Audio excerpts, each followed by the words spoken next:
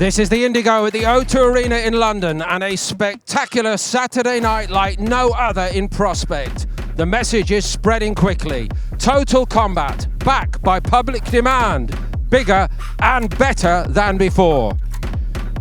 So welcome to everybody joining us live tonight on ITVX, Triller TV and beIN Sports. It's fast, it's dangerous, it's probably like nothing you've ever seen before. But the people really love it. That's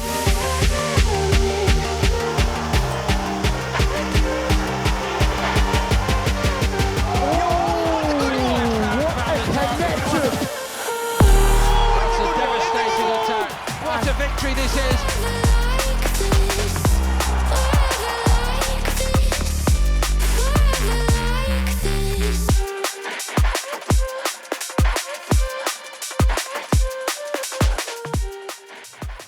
See what I mean? It really is all action all the way and all across to the United States. The message has spread already. Esteemed MMA commentator Ben Davis joins us for the first time on the show, and we'll hear from Ben in a moment or two. It's growing almost by the day, it seems to me, this Total Kombat. This is Total Kombat 2, and the man behind it, the matchmaker who came up with some magical combos first time round, is with us, Damon Samson. What are we in for tonight, Damon? Paul, we're in for action. 15 fights, champions with multiple disciplines, karate, taekwondo, bare knuckle boxing, all going to be in this oval soon to see which style is the best. There's going to be flair, there's people pushing off the oval side, spinning kicks, and again, it's going to be a spectacular night of combat sports. I think we've all benefited from the expert knowledge that all the co-founders of Total Kombat concept have brought to it, Ben. But the word is getting out there very quickly indeed, and even in terms of matchmaking, today there's news, I think. What's happening? Well, we've got some serious breaking news. The organization that's evolving quicker than the speed of sound is proud to present the first ever Total Kombat title fight. World Strawweight Championship up for grabs in our new co-main event between Cintia and her opponent, Nicola Perona. Both #1, #2 ranked in the world by Waco, so this is a delightful matchup that we are so proud to have tonight. I've really got to up my game to live with this kid. He is red hot, ready to go. Please don't think that this is a barroom brawl. There are rules, and here they are.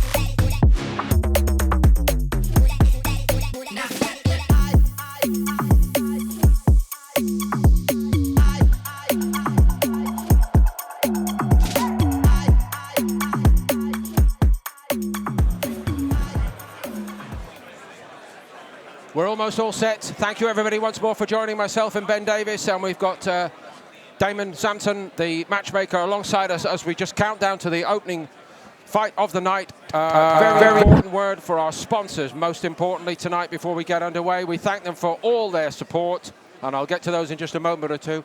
Just to pick on something you said at the very top of the show this evening, Ben, the incentives that are there now for so many of these athletes who maybe have not been exposed to anything quite like this before to really profit in their career in a way that was not possible before now. Absolutely. No, I'm fantastic to see that there are financial compensation, performance bonuses abound tonight. I believe we've got Damon Samson in here. Give us some more light on that, right? The exact what the fighters need to do to maximize their purses before the end of the night. First round knockouts. So we want it to be exciting, engaging. We don't want them to be passive and just go for the finish, and that's what the people want. And we're in for an excellent night of combat sport. Define what passivity is in this context, please. Before I have a go as a layman, and I've got an idea, you know what I think is one of the strongest elements to this. If you sit and do nothing, you come off worse. That's layman speak, but here's the expert. Exactly. You define it. So the rules we created, it's for people to not stall and run around. So essentially, after 6 seconds, if there's no actions, there'll be warnings. So we just want it to be action for the people watching, just non-stop combat. And talking about non-stop combat, TKO won in June, had, I believe, an 80% finishing rate. So when you think about fight-ending sequences, this is the breeding ground for them. I'll be honest, you know, as a brand newcomer to it, when they told me, 80% is a reliable guide to how many fights go inside 1 or 2 rounds. I didn't believe it for a second, but I was wrong, wasn't I? I was well wrong. It was a great night and very entertaining. Yeah, excellent. We just want to see the same tonight. People go for finishes, not steal wins, and just go for that finish. Okay, thank you very much to Damon, who'll be sitting in with us for the first couple of fights on the card tonight, and of course Ben Davies. It is the Indigo at the O2 Arena, and we're all set to get underway. I'm going to hand you straight over to our MC for the night, the one and only Gurjit Gallon. Total Kombat TKO2, are you ready? Making their way to the red side of the oval. Please make some noise for Damiano Tramontana.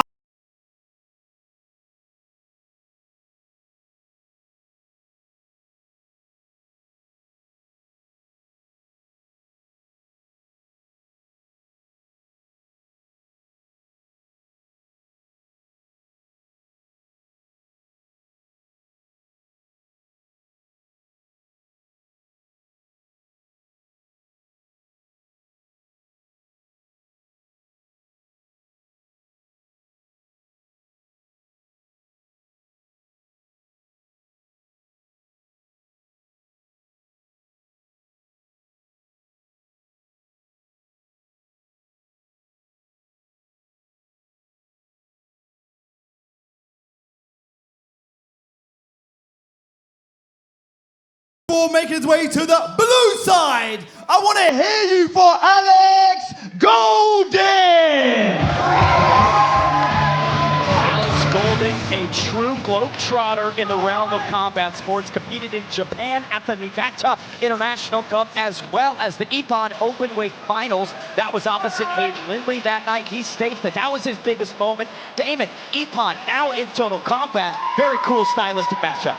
Very. Essentially, we've got Alex, ex-Olympic Taekwondo fighter that's transferred to kickboxing. So essentially, I believe we have a very compact boxer in Damiano versus a strong kicker in Alex. However, Damiano has the experience, but a fight with nothing to lose is dangerous. So I'm excited to see how this is going to play out. So Golden from Normanton, which is in Yorkshire, Ben. You know where Yorkshire is? I could not point it out on the map. We learned it out already. It's at North. They bring him to up North. And there's a very strong Italian flavor actually on the card tonight. Big breaking news about a women's world title opportunity for an Italian later. Can the Tramontana strike first for the visiting Italians? Tramontana from the red corner against Alex Golden. 4-year age differential, Tramontana being the elder, kickboxing taking on Taekwondo. Looks like that fan result heavily on the Tramontana side. We'll see if those predictions ring true in our first fight of the night. We are all set to get going, but a very quick mention of our sponsors for whom we thank their interest and support. Michael Venom Page and ITN Productions to the fore. Top 10 GV, Forces Media, Silver Legal Services, B in Sports, The Elite Podcast, Elite Mentoring, ITVX, Pilgrim Bandits Charity.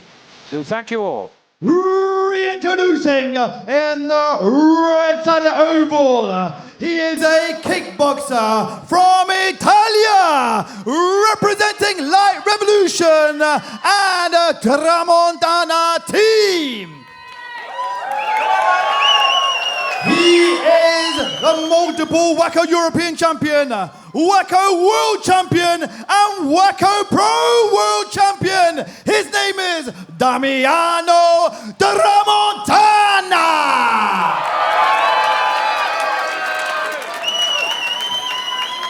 And on the blue side of the oval, he is representing Normanton, UK, West Yorkshire Martial Arts.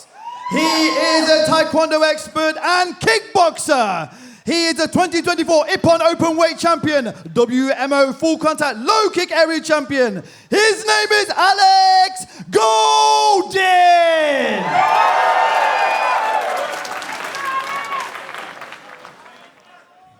Gentlemen, come into the centre. We've been over the rules in detail. Respect my commands at all time and protect yourself at all times. Good luck. Step back. So final words from referee JC Cashman. If Total Combat is about one thing, it's about providing opportunities for the best young athletes from various codes. That is the profile that Alex Golding seeks to fulfill here. Relatively inexperienced, Ben, against a fighter of great quality, know-how and experience of big occasions in the Italian Tramontana. But really embracing this opportunity, pressuring, staying in the center, and that left hand's connecting on the chin of Golding. Damon, when you were expecting Damiano, Tramontana inside this ring, is this the style and approach that you thought he was going to bring? Definitely. I think I feel like Alex is a little bit nervous. He needs to go with direct kicks like that, but just avoid the short distance in the clinch because Damiano's a superior boxer. I love that little stutter step from Golding, right? On one leg, pushing Damiano back. There's a clinch moment. A big reversal from Damiano. Well, the referee's on point because one of the points that many viewers picked up on our TKO opening night, Total Combat 1, there were some questionable interludes, weren't there, with people on the floor. There is no grappling allowed, unlike in other disciplines here, and I think we've just proven that our referee, JC Cashman, concurs. Exactly. There's a phrase, when you're in trouble, you go for a cuddle, but you're not allowed to in Total Combat. So it's constant action and just stand-up striking with takedowns, and Alex scored some effective points from that takedown. Only effective strikes score, the more risk, the more reward, and I'm very excited to see how this plays out. Last 30 seconds of this opening round. It's 3 2-minute rounds. Everyone but one of the contest tonight. Golding chipped a very big right hand in there, Ben, didn't he? Golding might be a little bit stumbling. Another one. Right hand brings Golding down. I'm not sure the knees are under him, Paul. He could use getting through. That is the clapper for the last 10 seconds, and not a second too soon for Golding. Again, under pressure. Cashman gives him a bit of breathing space there, and he needs it. Like a popular TV show, maybe saved by the bell as we head into the second frame. Damon, what a powerful strike from Damiano to, in my opinion, seal that round for him. Yeah, he scored the most effective strikes. I think Alex scored some nice direct kicks, which you see in points fighting and taekwondo, just like that. However, the effective strikes, in order to score in Total Combat, it needs to be clean, unanswered, you know, something that's going to hurt someone. And Damiano definitely wobbled him towards the end of the round, so let's see how he gathers himself to come back out, but he needs to step up to get back in this fight. So in rounds that are not conclusive, as in we do not have a stoppage as such, obviously there are judges at ringside to explain that to our viewers. We have Sean Vieira, Joe Marchese, Derek Sweetman and Stuart Williams, the 4 scoring judges, in addition to the referee, JC Cashman. Accredited ringside, and when you think about this fight, right, Southpaw versus Southpaw, the exact same tools that are available to Damiano are also available to Alex Golding. He just needs to use them a little bit more effectively here in round 2. Keep a close eye for us, please, Damon, on Golding. I mentioned he's, in relative terms, with respect to him, a rookie at this level. He's getting a bit of extra time for a hairdo. You told me it was all action. Get the clippers out. Listen, we offer barbershop interludes between rounds here. All he's got to do is walk outside with probably a barber. There's everything else in here. You picked a great venue for this, and it is very full indeed here already, early in the evening London time, for a Saturday night's entertainment. Not very entertaining if you're Alex Golding at this time. Tramontana seems to believe, Ben, that he's got his measure at the moment. He's always got time to set himself to work. That's the issue here, I think. It's the confidence of Tramontana that's continuing to grow. I like these entries from Golding, but he's just not being defensively responsible when he needs to. You know what, Damon? I'm looking at a young fighter in Golding who's going to be a lot better for this experience, win, lose or draw in this fight, because as Ben has just said, the technique is obvious, it's already ingrained, and he's having his moments. But Alex, this is the fight of his lives for most fighters here, but on the rules as well, we're only allowed to strike 3 times on a downed opponent. What Alex is doing, he's going with his lead leg, and then he's almost too lateral to finish with that backhand, and that's where Damian's picking him up with the strong strikes. Final minute here, Golding trying to double up on the kicks, nothing going. There you can see the competition rule set, clean striking, and there's a clean strike right there, Paul. Tramontana with another one. The right hand is the one doing most of the damage for me. That is it.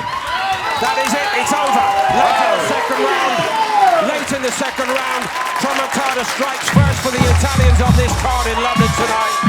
Golding, the youngster, had his moment. moments, but outgunned ultimately, Ben, by a more seasoned operator. It was the physicality and the ambition from Damiano in these sequences, extending combos together and ultimately landing the kill shot. Damon, when you think about performance-winning efforts, that is exactly what you're looking for. Unbelievable performance by Damiano from Italy. And like I said, he's a compact fighter. He can take down, he can strike. I mean, this is the beauty with Total Kombat. It's style versus style. And again, Damiano's going there, he's loading the shots and catching Alex when he's, like Ben said, he's unprotected himself. It's putting himself in bait. And what would you say to Golding had you been his coach in that moment, that instant where finally his resistance subsides? The way he set himself there, did he need to give himself a bit more space? Did he need to tighten it all up for a moment? In my opinion, if he had the gas tank, I would have said keep the direct shots, direct side kicks, and in that short distance, avoid it, because that was Damiano's super strength. So close him out. Exactly. But he couldn't do that. Lesson learned in a big way. Ladies and gentlemen, did you enjoy that action? And your winner by TKO is in the red side of the oval, Damiano Tramontana! Just a fantastic display from Damiano Tramontana, setting the tone here at TK2 inside the Indigo. Damon, I'm hoping that every single fight is just like that. So exactly, and I believe the next fight, we have a kicker versus a very strong kickboxer, so I believe the next fight may also not go the distance. So Total Kombat 2 is underway. Tramontana with a stoppage in the second round. We come back in a moment or two with Iglesias Real of Spain against Richie Lunt. Live from the Indigo O2 in London on ITVX, Triller TV and beIN Sports. Welcome everybody. We promised you Total Kombat 2, Fast and Furious, on to fight number 2 with Gurjit Gallon.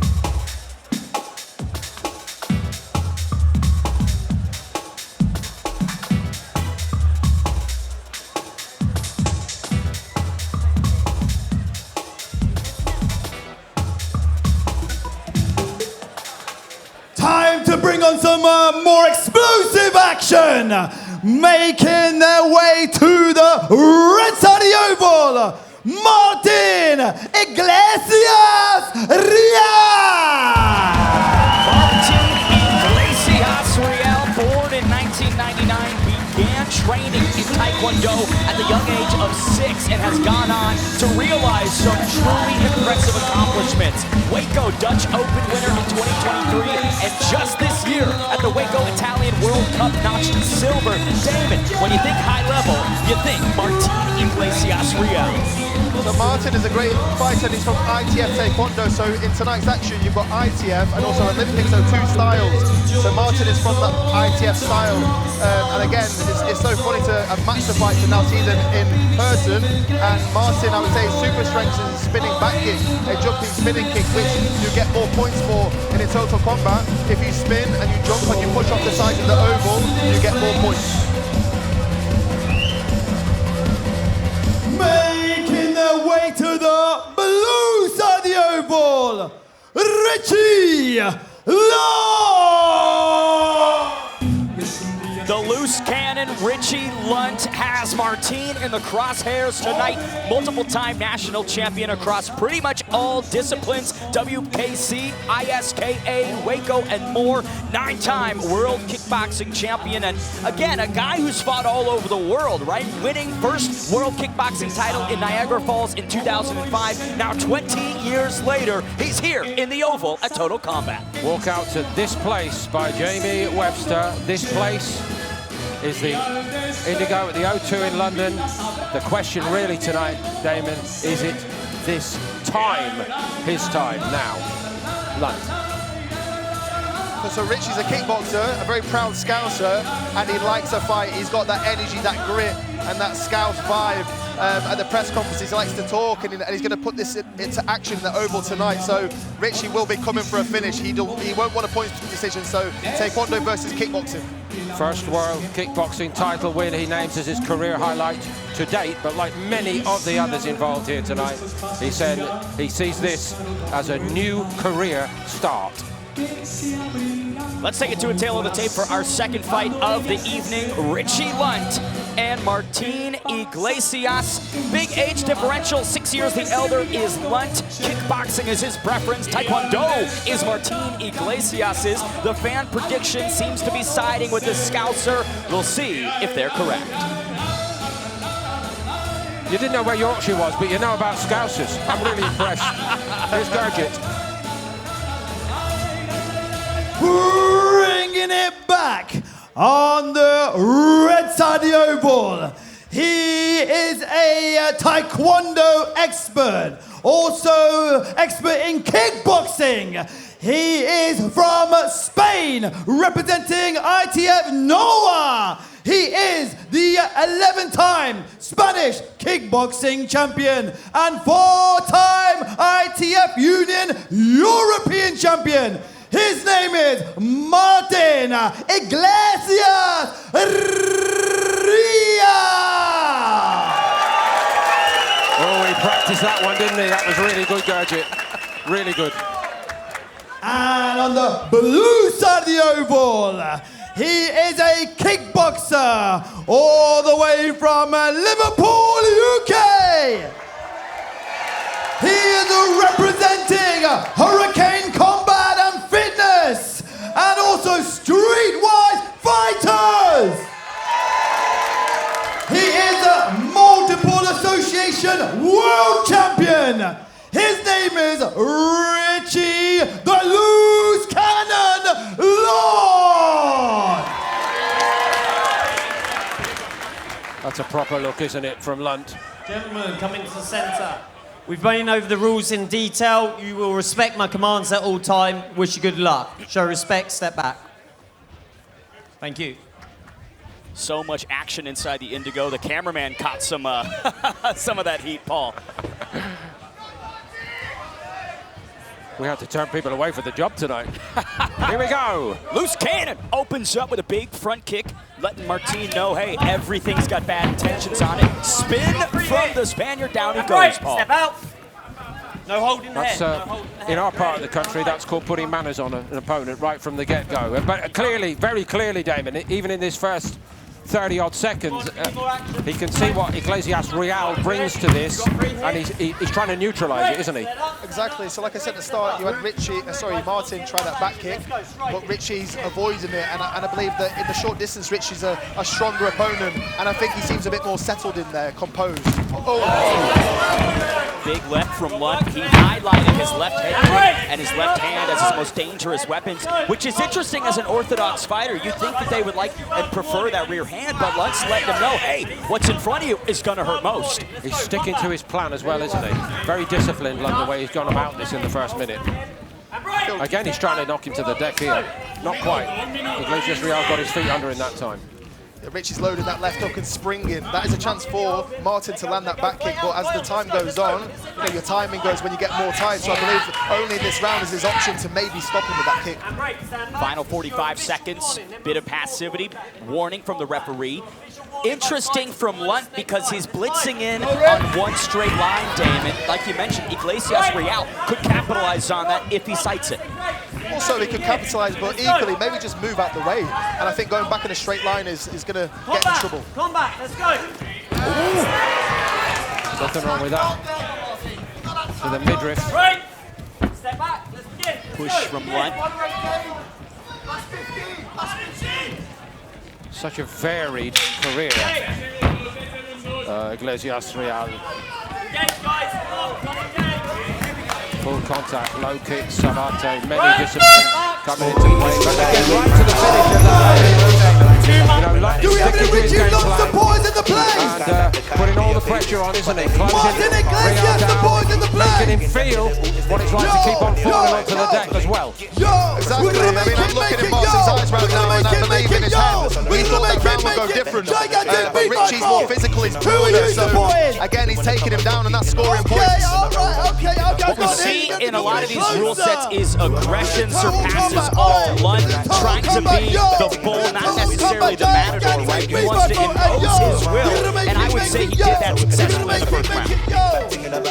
We We've seen so many examples of one of the best elements to the rule book that you guys have spent a long time putting together, though, in that opening round. If the man goes on the floor, you must call off the assault. You might well get a point for it, but don't follow up on the floor. So yeah, once you take them down because they're hugging, but if you're in the position to post up, you're allowed 3 hand strikes, but you can't kick a down opponent. But if an opponent's down, they can kick you away. And no elbows. No elbows, no low kicks, no knees. Cashman gets a set for round 2, spinning from Iglesias Real right off the rip ball. Break. I said break. You're stepping back now. Come on, you got to get too quick. That's what we saw from Lunt in the blue in the opening round. I guess the experience that Ben spoke of, all the years in the bank, tell Lunt if it's working, don't mess with it, and it is working at the moment. Combat, let's go, guys. And with Iglesias Real, I love his tenacity with his spinning kick, but Damon, I feel like he needs to set it up a little bit more effectively. Just throwing it blatantly and blindly isn't going to connect. Exactly what he tried to do then, actually. He went to open stance or right foot forward to try and trick him for Richie to commit, and then switch stance. Just like he's trying to disguise it his own way, but I feel like he'll be able to land it if it's within a combination or use his hands and take Richie's attention away from that one power kick. Oh, that is a very, very heavy fall indeed. And he knows that now, Iglesias Real.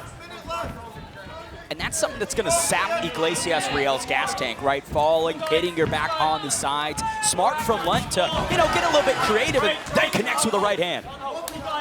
It's a very measured performance this so far, isn't it, from Lunt? Here we are, halfway through, under 40-odd seconds to go in round 2. Very, very composed. And that is the disadvantage of the spinning back kick, right? Lunt comes in with the body lock, takes Iglesias Real down. I like the thought, Damon, to try and counter Lunt with the spinning back kick, but again, it needs to be more set up.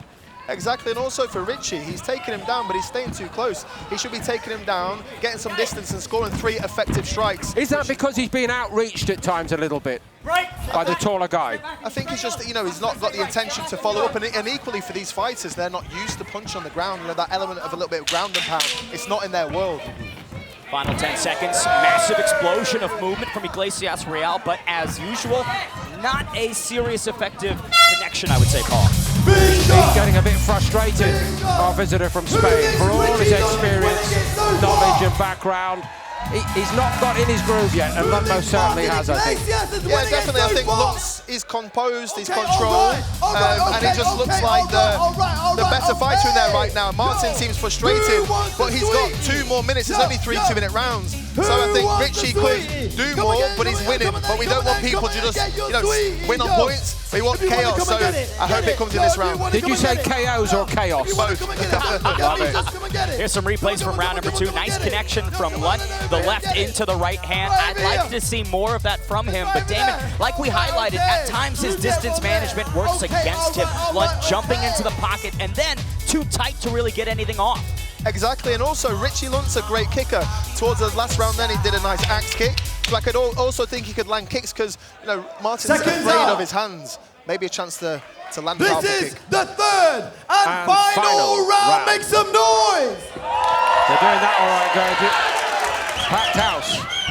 But Real's got a lot to do, I think, is the general consensus starting this round. High and wide to start with that kick. Nice work from Lunt. There's an opportunity for Iglesias. Eats a left hand from the Scouser for his troubles. He knows he's behind here, and he's come out to put it right. And that might be the answer, Damon, is more volume, right? More pressure, making Lunt have to work in this 3rd and final round. Exactly, and for us, one of the highest scoring points is a jumping, spinning head kick. So I think Martin needs to either stop him but it depends if the referees are seeing those back kicks, what angle they're watching. But I think he could change it to a spinning head kick. I think what this 3rd round already is demonstrating, guys, is Lunt is in the shape of his life here tonight, isn't he? He was right on the mark, 74 kilogram. And probably, what Damon tonight, maybe 4 or 5 kilogram. Whoa, looks like a point deduction. JC Cashman not liking the passivity, seems to have taken a point. Damon, these refs aren't playing around with the rule set. No, we want them to fight, and again, sometimes as a fighter, you're up by a few points. However, we want entertainment. Lunt trying to go for a throw there, gets it. Under a minute left in this fight. Martin Iglesias told us in our broadcast meetings that he's inspired to live the life his 15-year-old self dreamed of. Well, now here he is inside the O2 trying to find a victory.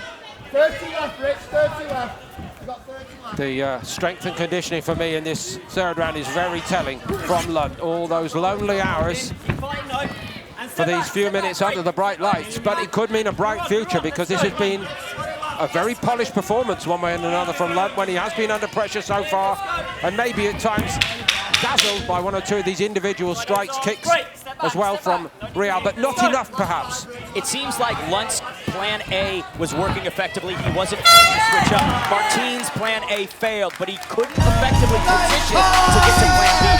Just a nick under the right eye of Iglesias Real as we close out the third round. Is that the best you've seen from Lunt?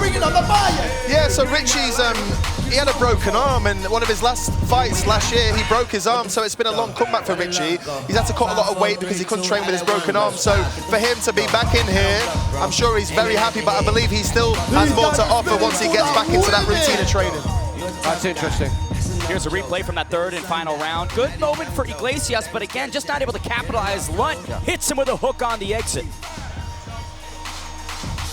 What are you saying, Richie Lunt?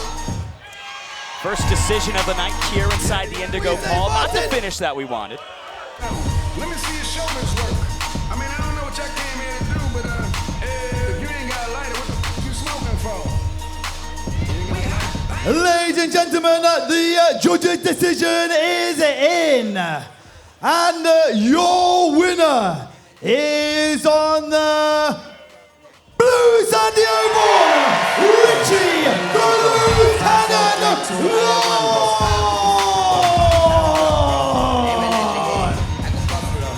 He looks good enough to go again, doesn't he? What a performance that is tonight from Richie Lunt. Even at this stage in his career, Damon, perhaps with the expert guidance of Total Combat's founders now and the structure in this new industry, if I could call it, there is a career opportunity for a fighter like Lunt. Exactly, I mean, these fighters are used to fighting in sports halls and small events, and now they are live on ITVX. They're live on loads of platforms, so we're creating opportunities for these fighters. And I'm sure there's many people watching this stream tonight that thinks they have what it takes to get in the Oval. So if you do believe, I'd love you to sign up, and we'd love even more champions in, but we are paving the way for the next generation of fighters, and also the current generation. He doesn't need to pat himself on the back, does he? You've seen it for yourself in the opening couple of fights tonight, the thought and preparation that has gone into making these matches. You know, it was captivating for me, even though there wasn't the stoppage. I know you live on your stoppages, so good luck for the rest of the night. But thank you very much for sharing the opening to the show tonight. Thank you very much. And congratulations on the immense amount of work by you guys to get this off the ground so far. And thanks for having us on the ride so far. Ben, to you. I got to highlight Richie Lunt hitting the splits right after that victory as well. He said he grew up being inspired by Jean-Claude Van Damme. Now he might have become him, Paul. Excellent. Bringing on the next fight, making his way to the red side of the oval. His name is Bart Horvath. Born in 1995, Bart the Beast Horvath, ISKA British champion, says that his most memorable moment was his King of the Kings performance in Cyprus. That was 2017.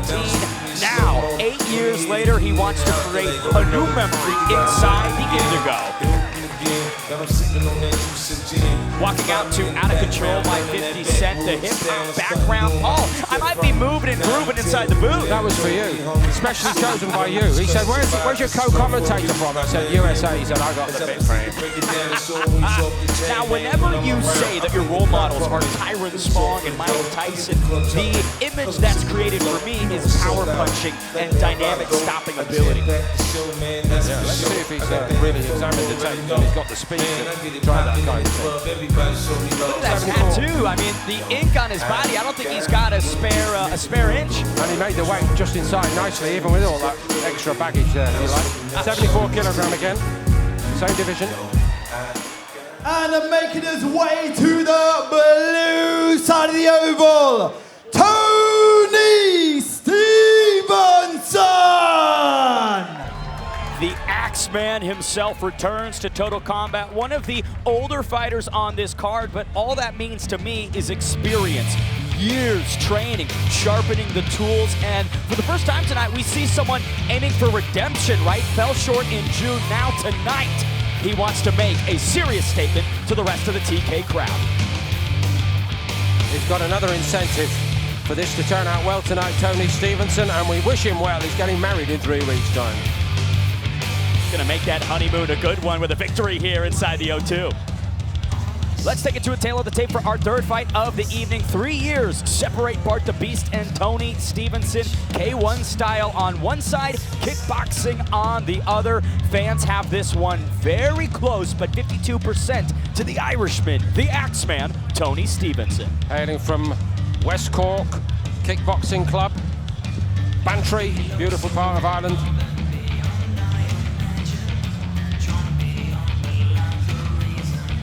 I feel the tension's wrapped up just a little bit here. Once again, on the red side of the oval, he is a K1 fighter, representing London and Sheffield, UK. He is representing Sweatbox. He has held the ISKA British Championship title. His name is Bart the Beast Horvath.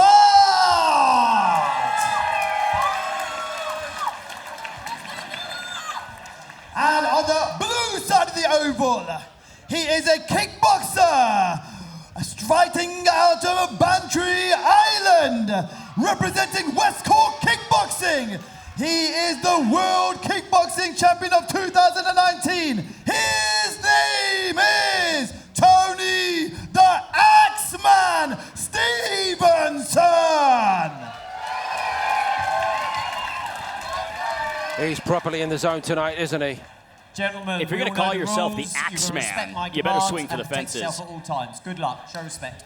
JC Cashman, third man inside once again for our third bout of the evening. Joining us inside the broadcast booth, it's world-renowned Taekwondo coach Aaron Cook. Aaron, welcome to the TK broadcast. Thank you, guys. Pleasure to be alongside you both here today. Great start by Tony. That's that Taekwondo coming out there, that side kick and the blitz. That's a blitz of a start all round, isn't it? Bart the Beast might not have anticipated this frenetic start. Fantastic already here, guys. Total Combat is all over, and it's all about that. And Stephenson lives up to the hype. What a devastating victory. He can't believe it himself. Bart the Beast asleep at the wheel. The Axeman took his head off. A decapitation inside the O2. What a fantastic start from Tony there. Amazing chop kick and then the blitz to finish. Unbelievable first round knockout. What we see sometimes in combat sports are fighters that will take pictures inside the pocket and not have the wherewithal to get out of the way. Axeman made him pay for that here, Paul. Listen, layman to you, Aaron Cook. Horvath was asleep. Ben used the phrase asleep at the wheel. That's a better phrase. 100%. Maybe his warm-up wasn't correct, but he didn't come out. He wasn't anticipating that fast start from Tony. Amazing stab to push his opponent to the floor and then followed up with that great chop kick. And then that was it. Just a fantastic finish. How apropos that the Axeman secures an axe kick at the start of the finishing sequence. Crushing cross to send Bart Horvath home. That's why they call him the Axeman. Just one question about Horvath, the way that he took the shot, rolled onto his back before the celebrations, but even with the backing of the oval, it just didn't work out. I'll come back to you on that in a moment. Thick and fast, resulting your winner by knockout is in the blue side of the oval, Tony the Axeman Stephenson. Stephenson by 15-second KO in his sophomore Total Combat appearance. We spoke about this man trying to send a message to the crowd. Paul, that's exactly how you do it. Aaron. What an amazing performance. Obviously, he lost his first fight last time out here in TK1. He came out with something to prove tonight, and that is a match-winning performance. 15 seconds has got to be the fastest knockout in TK history as well. surely it's going to be the bonus as well for Tony. And now we take it to another member of our broadcast team, Bianca.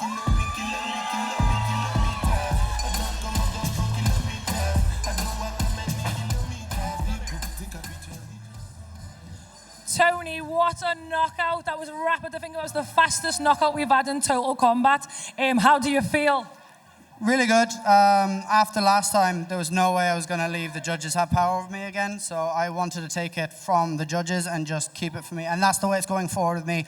I'm not taking any more prisoners. I'm not going to be dancing around there looking for different... No, I'm just going to go in. I'm going to try and lay you out, put you to sleep, whatever I can do. I'm getting married in 3 weeks. We all know how... just to my little girls at home, I want to say hi. And to my partner, Breda, who's on her hen day, a hen do. I hope she's behaving herself and having a great time. We all know how generous Lee is, so I know he said there was a bonus for first round knockouts, but maybe he can give me a little bit more as a wedding gift. Yeah, what do you think? Yeah. Well, 100%. I think you've earned that of the night. It was a rapid performance, and like you said, you took it into your control, and we can't wait to see it in the next one. All the preparation that you've done for it, it's paid off right now, hasn't it? Yeah, it has, certainly. Thank you so much, and thanks for being here. This is an amazing event, and I'm really grateful to be on this show. It was great to see you again. Well done, Tony, well done. Champion in the making in Total Combat, Tony Stephenson talking to Bianca Cook, of course, a true world star in her own right, part of our team here for this broadcast live tonight on ITVX, Triller TV and beIN Sports. Just a little last word with Aaron Cook. You got to come back on the next show. We didn't get enough out of you tonight. Please have me back. I would love to be back. What a fantastic start to the show, hasn't it? It's really kicked off the start, and we've got some amazing more fights to come. I'm really excited for the whole card. Young athletes looking in, if I may, Ben, I want to ask you a question about the reception within the industry, this career opportunity that has been opened up to so many. There is a whole generation of outstanding taekwondo, karate, other martial arts competitors, world level, Aaron, who have not been shut out by any means, but they found it hard to find a platform. Is this the platform? I think it is. I think it's a fantastic production, what the guys have done. It's an amazing platform for all martial arts, Olympic, non-Olympic, karate, kickboxing, everything. And we're seeing that mix of styles come out tonight. And what a fantastic start to the show. And it's only going to get better from here, guys. I'm just gutted. I'm going to be leaving you after 15 seconds. Come back and see us again soon. That's Aaron Cook. More from Ben Davis in a moment or two. We do what we say, what we promise on this show. It's non-stop action. Let's move on to prepare for the next fight now. Dalton against Pitman. Me and Joe fought last year and I didn't show up for the night. I took Joe too lightly, but this time it's different. My name's Jack Dalton, I'm from Grimsby. I'm a Wacko style kickboxer and I'm a 4th dan black belt. My biggest strengths are probably my power. No one kind of expects it because I'm quite short for my weight. But yeah, probably my power in my right hand. My name's Joe Pitman, I'm from Bristol. I'm a kickboxer, previously an ISKA continuous world champion. I'd say would be my mentality. I never give up, never give in. I'm always in the positive mindset to try and achieve everything I can.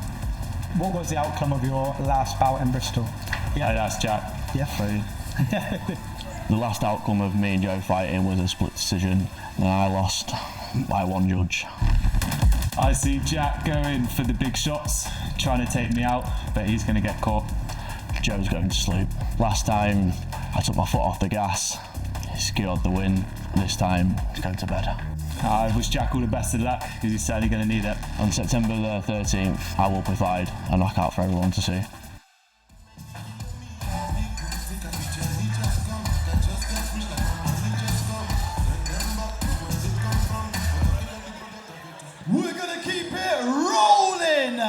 Making their way to the red side of the oval, Joe Pitman!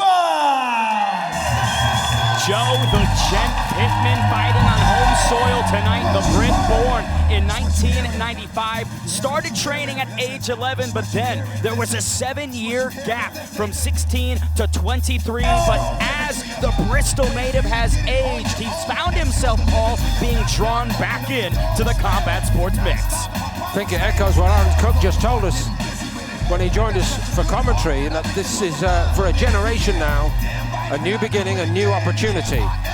And talking about a new beginning, new opportunity, a new age fighter joins the booth. Matt Brooks, kickboxing Euro champ. Matt, welcome. Thank you very much, guys. Pleasure to be here. Exciting stuff already. It's about to be another exciting one. Pitman just gave you a little look here at ringside as if to say, I'm going to do you proud tonight, son. Yeah, I know both these boys very well. Yeah. I've grown up around these boys, so this is going to be an exciting fight. As they said on they've fought before. Joe won the last one, so we'll see what happens tonight. Making their way to the blue side of the oval. Let me hear you for Jack Dalton.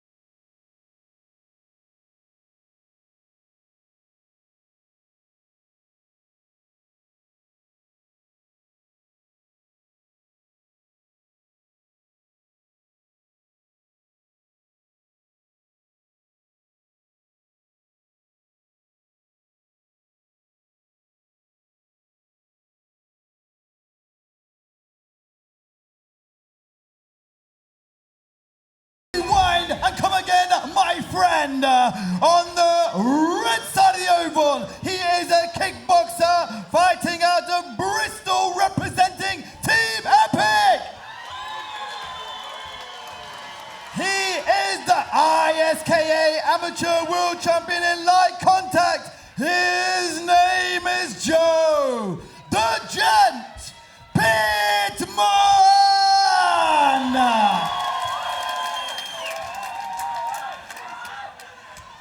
And on the blue side of the oval, he is a kickboxer fighting out of Lincolnshire, UK, representing Lincolnshire Martial Arts. His name is Jack Dalton.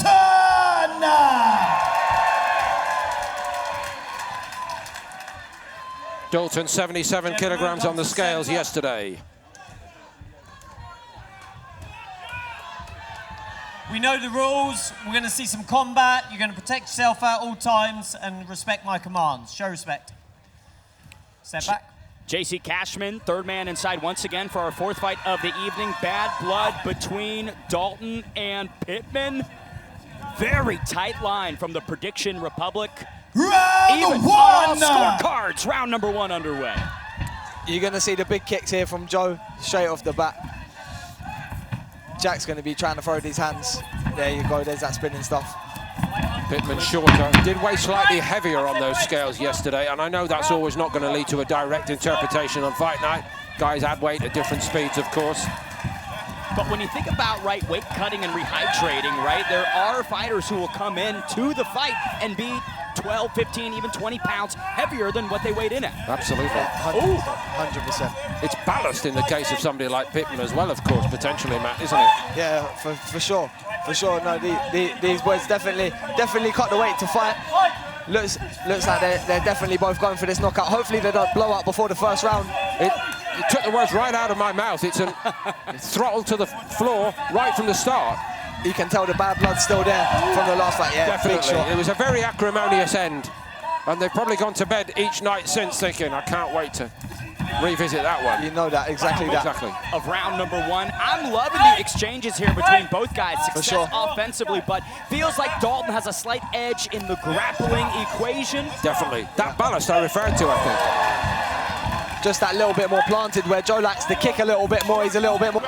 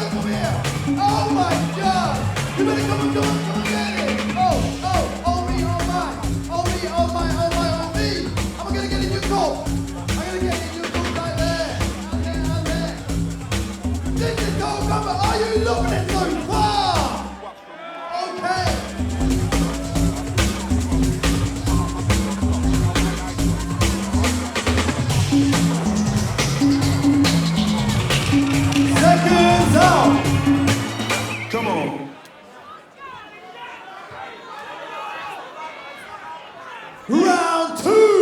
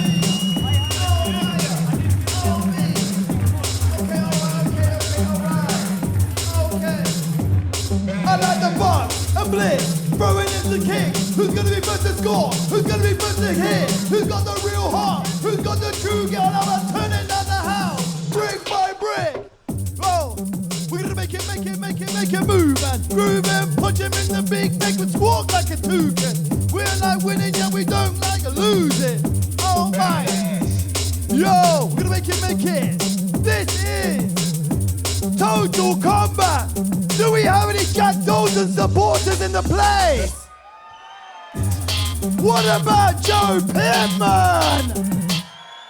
I hear ya. All right, okay, all right. outside.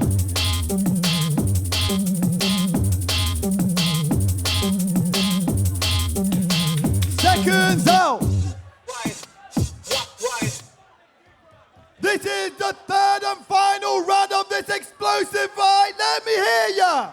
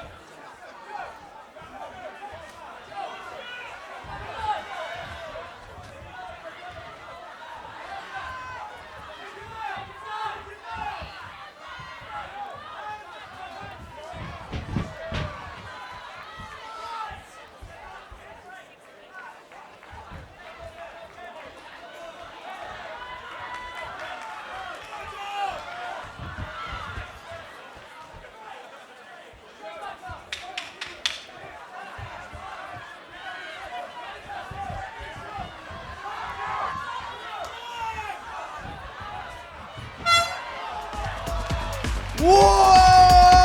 Yo! Make noise for your boys!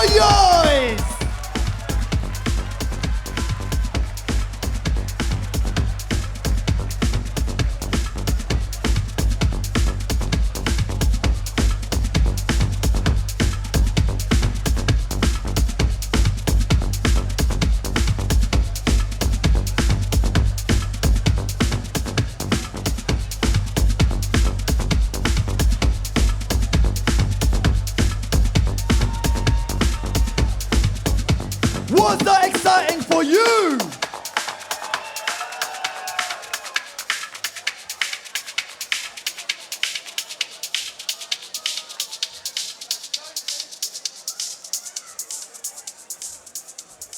And pick this up at the result.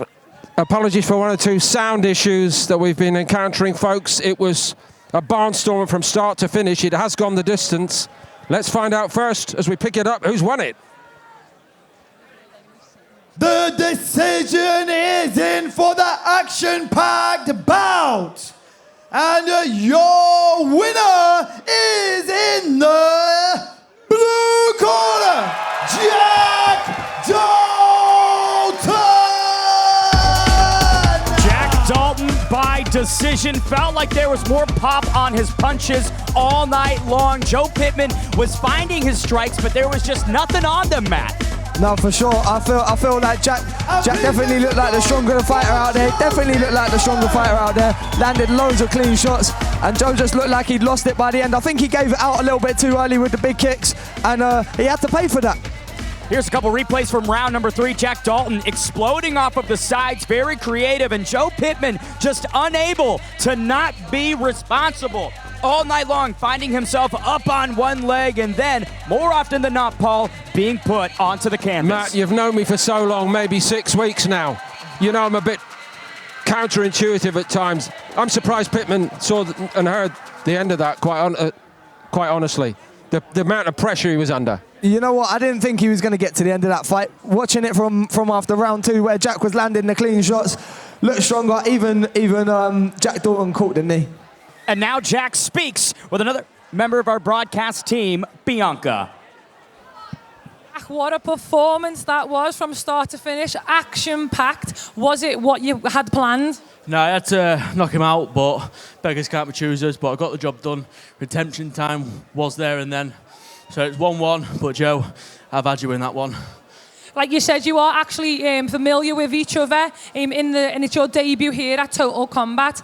Was it the plan that you fought? How did training go? And I know you didn't get the knockout you wanted, but you're happy with your performance? Yeah, I'm happy with my performance. Obviously, I had plans to knock him out, but couldn't get it done. His chin was a bit harder than we thought, but good fight. Respect to the bloke, but I come out on top, so. Well, what a performance, and congratulations, what a win.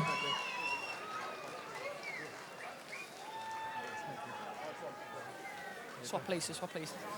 Okay, so we're here with Michael, the real MVP. And we're not just here. Oh, look, they're here for supporting you behind.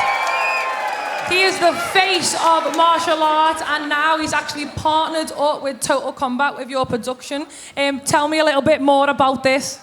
You know what? It's just a partnership that made sense. The guys here I used to fight with on the kickboxing circuit, and it's just come full circle. We're now partnered together and representing the sport that I come from. Although I'm not here anymore, you know, I'm still representing the guys. If you see my striking skill when I'm out on the UFC, it's exactly this stuff that you guys are seeing today. So I'm loving it, man. Like you said, you're loving it. There's been knockouts already, full fights, full action. Is it what you expected? It's exactly what I expected and then some. So I'm just looking forward to I'm going to be right back in that seat, looking forward to the next fights. Well, speaking about next fights, we've actually got the next event coming up, and we know where it's going to be. It's going to be in Liverpool. It's going to be TKO 3. It's going to be massive. Tell me your thoughts. You know what? Liverpool brings the energy, man. And the guys here, but I'm from London, though. You guys need to represent today. Come on, represent. There you go. Well, they're here cheering your name, and we all just want to say wish you the best of luck, and we cannot wait to see you in the ring soon. So thank you very much. Thank you so much. Us MVP. Seems like a timely moment for us all to put our hands together again for Michael Venom Page and ITM Productions, one of the main supporters of Total Combat. The other sponsors, Top 10 GB, Forces Media, Silver Legal Services, beIN Sports, the Elite Podcast, Elite Mentoring, ITVX, with whom we have live coverage tonight, and the Pilgrim Bandits charity. And coming next on ITVX, Triller TV and beIN Sport, it will be Boyd against Brewer when we come back. Why are you here?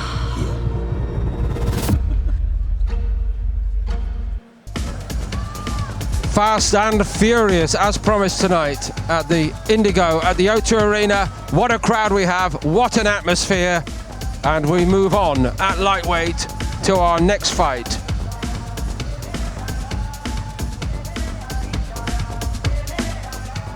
Ladies and gentlemen, we are bringing it to the next big fight of the night.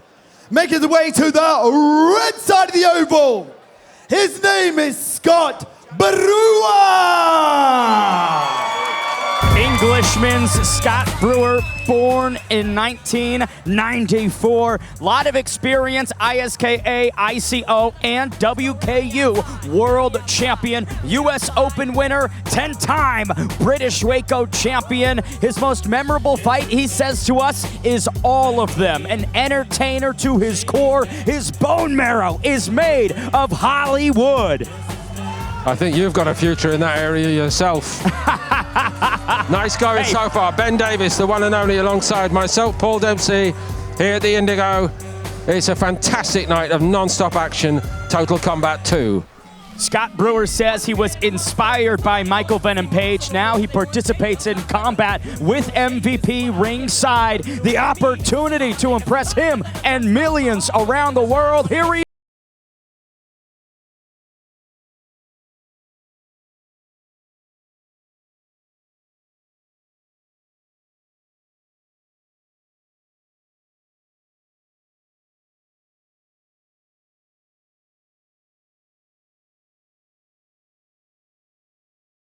Following him in to the blue side of the oval, make some noise for Chris Boyd.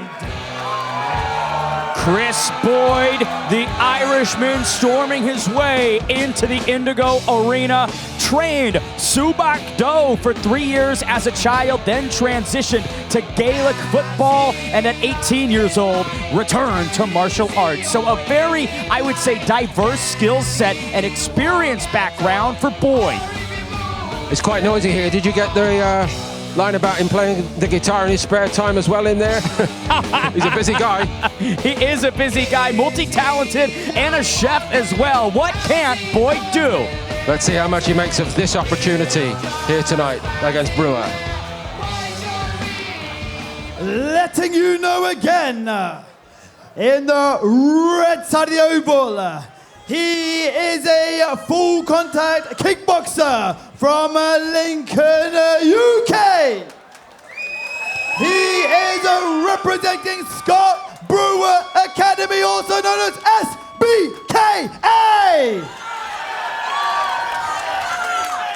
He is the ISKA, ICO, and WKU World Champion. His name is Scott Brewer.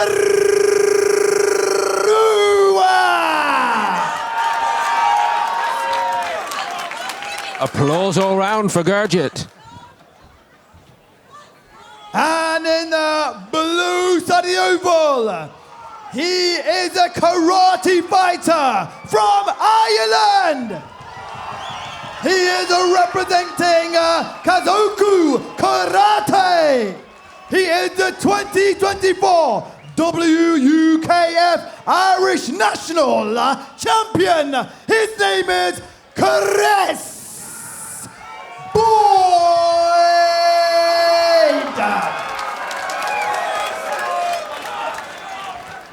Gentlemen, we all know the rules. Respect my commands and protect yourself at all times. Good luck. Show respect. JC Cashman, third man inside.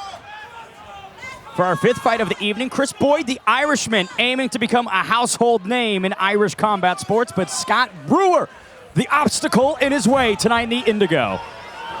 Boyd lands first. Boyd has got to put something on Brewer, I think, here. Ben, please correct me if I'm wrong, to let him know that he's in a contest tonight. There's a massive disparity in terms of experience at the top end of their respective games. This is a 10-time WACO British champion, Brewer. 3-version world champion. He knows what it's like on nights like this.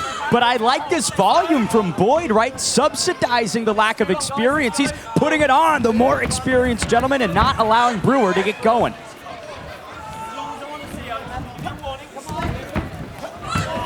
Nice kick there from Boyd as he's falling backwards. Creativity from the Irishman. Looks very relaxed, actually, doesn't he? Given the magnitude of this occasion for him. Just 22 years of age, with very little, I'm told, very little full contact experience. And looking like a veteran of many years. Beautiful trip moments ago, getting into full mount. Final 60 seconds of round number one, and Boyd looking like the more experienced sportsman. That showed the rookie. It really... That's a fight-shaping shot for me from Brewer. Could have been Brewer lulling him into this sense of maybe. Good point. Maybe. So reset required urgently for Boyd. Welcome to the big time, that's it. Final 30 on the clock. Brewer taking the center, slowly but surely getting into the pocket on Boyd. Nice moves from Chris Boyd to evade and retreat to the center. A lot of early success for Boyd.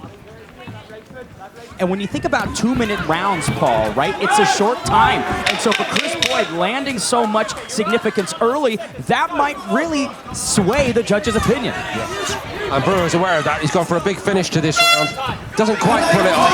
But the little nod from Brewer said, okay, I know you're not a pushover, but I put manners on you there in the second half of that round. Very intriguing opener, wasn't it, both ways? Completely. Momentum swings directly at the middle. Boyd controlling the first frames. Brewer's power pronouncing itself in the latter half. There's that left from Scott Brewer, but I just need to see more of it. Combat sports is about stringing these combos together. One-and-done shots will not lead to victory for Scott Brewer, as beautiful as that was, Paul. Excellent point.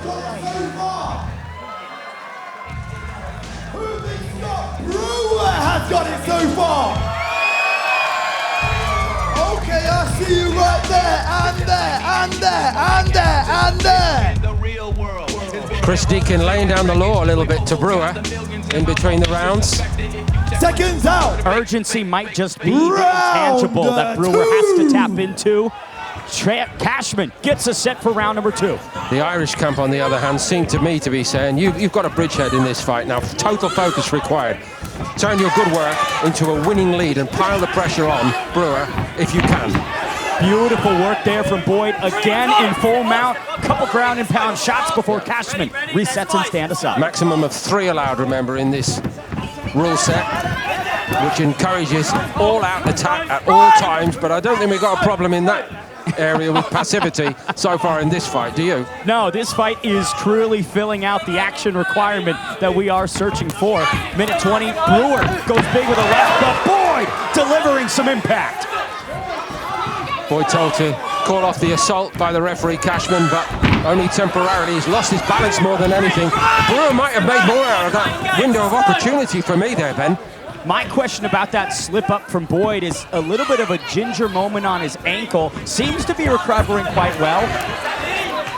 But I'd watch that movement from Boyd as we arrive to the final minute of round number 2. Adrenaline's quite a good painkiller, isn't it, in all combat sports? I think we're seeing that here. Brewer with a nice trip. He's gradually, I would say, gaining momentum. I would say that too. Beginning to work out his opponent a bit more in this second round. But I would still, if I was a Brewer fan, I'd still be concerned that he's left it a bit late, in all honesty.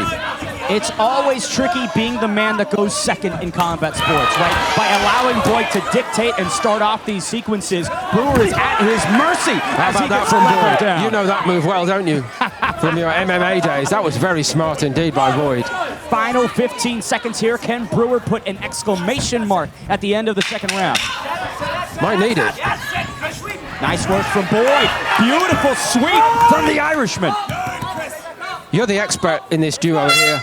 But what I would say, what I'm seeing in Boyd tonight is a massive amount of potential.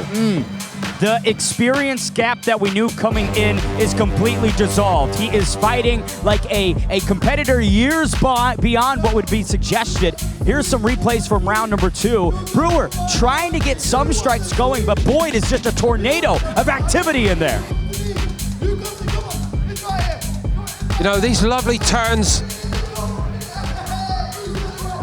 where applicable, the ground game such as it is, obviously his ability, the basics of karate that we all know, they're all evident.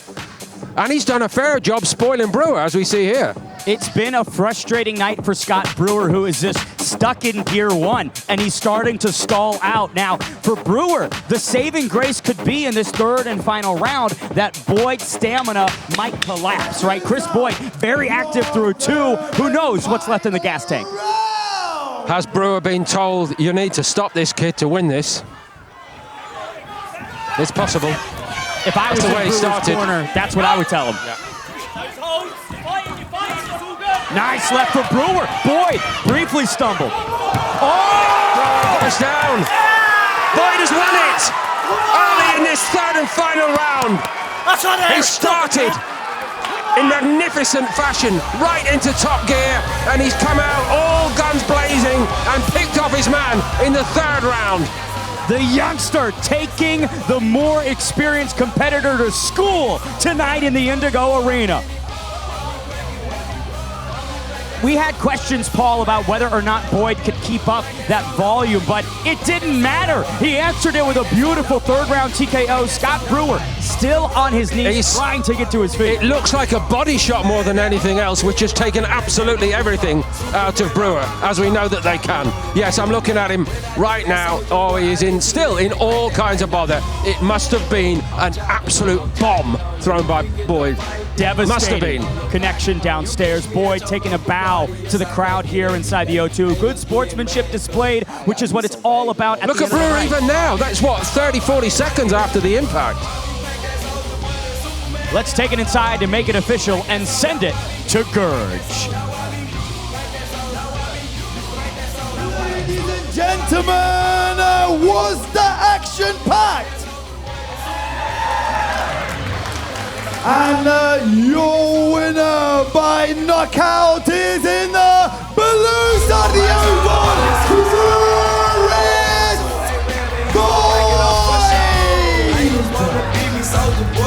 Chris Boyd, your winner by third round stoppage. He stared down the barrel of Brewer with all of Scott's championship performances and said, it doesn't matter. Here's another look at the finishing sequence. Excellent body shot that just crumbles Brewer. Nice front. That's it, isn't it? Side kick to the midsection. Oh! We've seen one Irishman called the Axeman Stephenson. How about Hatchet Man Boyd? And it's a beautiful counter, evading the spinning shot of Scott and sticking a dagger into the breadbasket. You didn't like the hatchet? Let me tell you why it jumped into my mind from the boxing. There was a great American, well, not great American, but top American called Charles the Hatchet Brewer. Maybe 15 years ago. And this Brewer, Scott, has felt the hatchet right there, in my opinion. Here's Bianca. So what a style, what a finish. Can I say that was a karate style finish? Absolutely, absolutely. That's karate right there. Rob, it's very difficult doing this on lip mics. Says who? Not me. So that was your plan, your preparation, your training. Did you execute what you wanted to do in the game tonight? Yeah, I mean, that's a strike that I like to throw, and I visualised that many a time, sitting in the bedroom, bang, side kick, bang, side kick. There you go, it works. It worked, it definitely did work, and it got you the win tonight. This is your debut here at Total Combat 02. What are we saying about this crowd here, the energy? Did you vibe up it? Oh, absolutely. I love this. I love the fans, I love the whole audience. You know, I think I'm made for these occasions, and I think I've just proved that there tonight. You're definitely made for this occasion. You're Irish, so you've definitely got that fight in you, and you've proved it tonight. So what a performance, what a sidekick. Thanks very much. Thank you.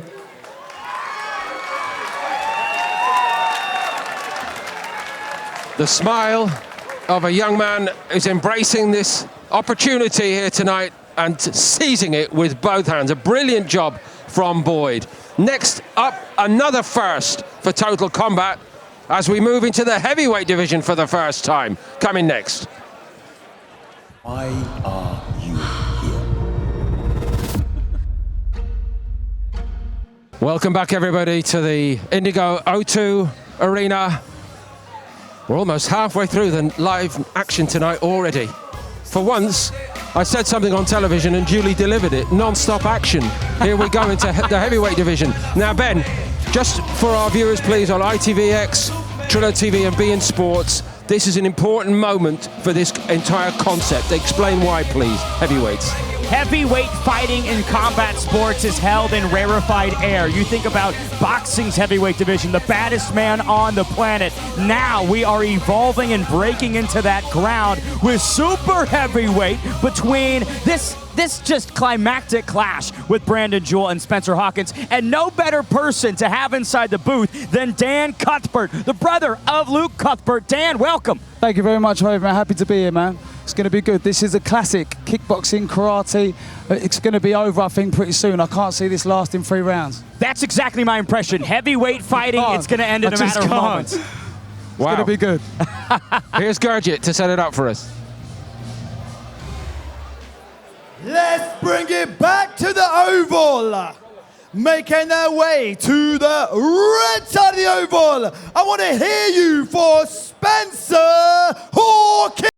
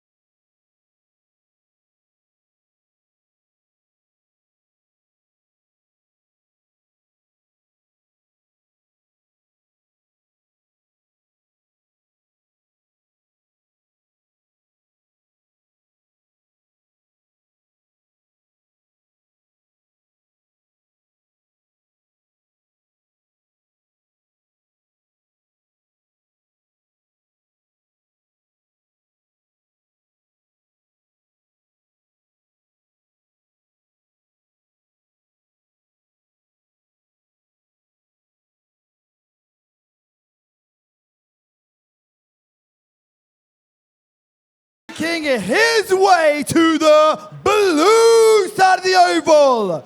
Are you here for him? Let me know. Brandon Jewell!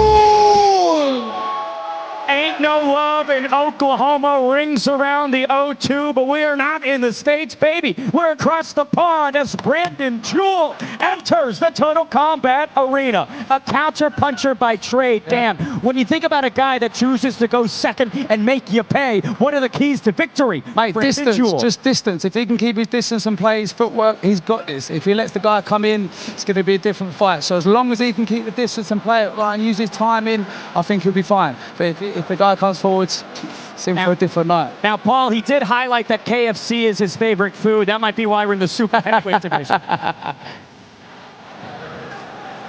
I wouldn't say he's cut exactly, let's put it like that. But you know what? In all seriousness, in the heavyweight division, very often, Dan, in all disciplines, you know that does not matter. No. Does not matter. Definitely not. Definitely Tail not. of the tape for our sixth fight of the evening. 6-year differential with Jewell being the elder. Karate taking on Hawkins. Kickboxing tonight. Big edge to Spencer Hawkins. 59% of the voting Republic believe he'll get it done. We will find out in just a moment. Jewell is a guy who seems to know how to win. That's important. And he's got the takedowns as well. Don't forget. Red side of the oval. He is a kickboxer fighting out of Bristol, representing Body Focus Kickboxing. His name is Spencer Hawkins.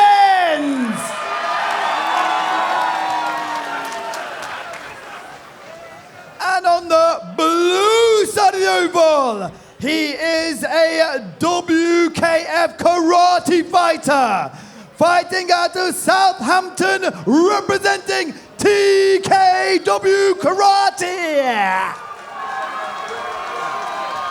He is a world bronze medalist at the Commonwealth Championships.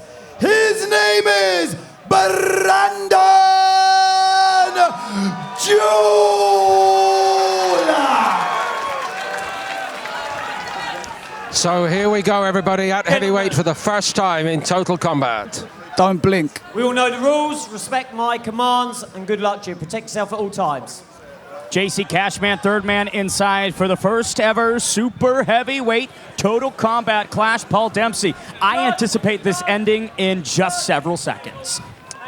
So which of these two will now set sail for a new horizon, a wonderful night of opportunity? Yes, Brad. Good.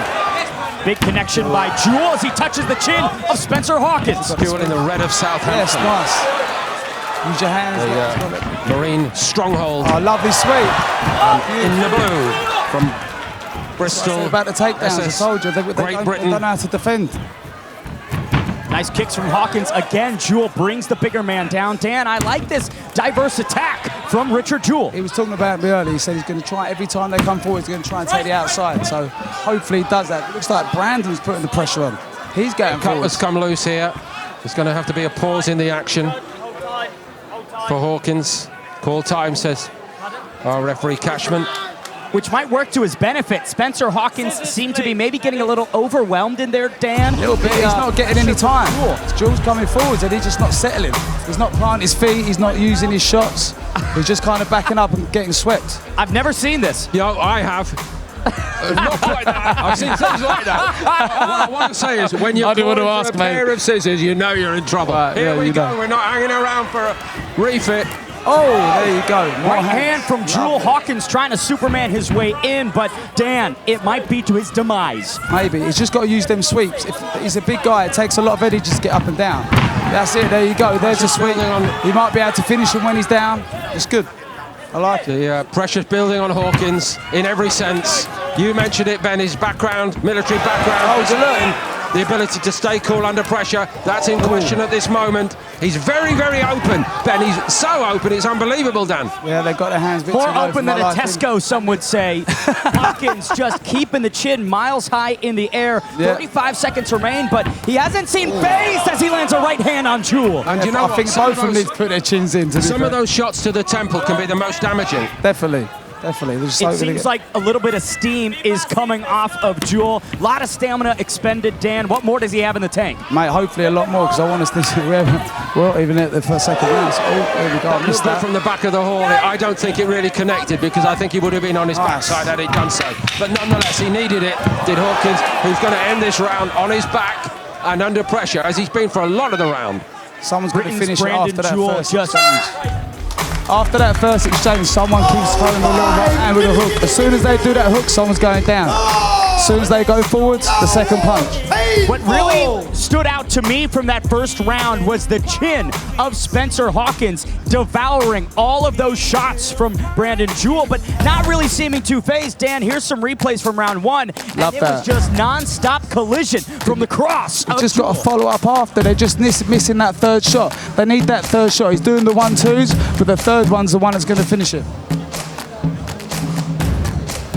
Nice, I love that. How can you actually rectify that mid-combat, Dan?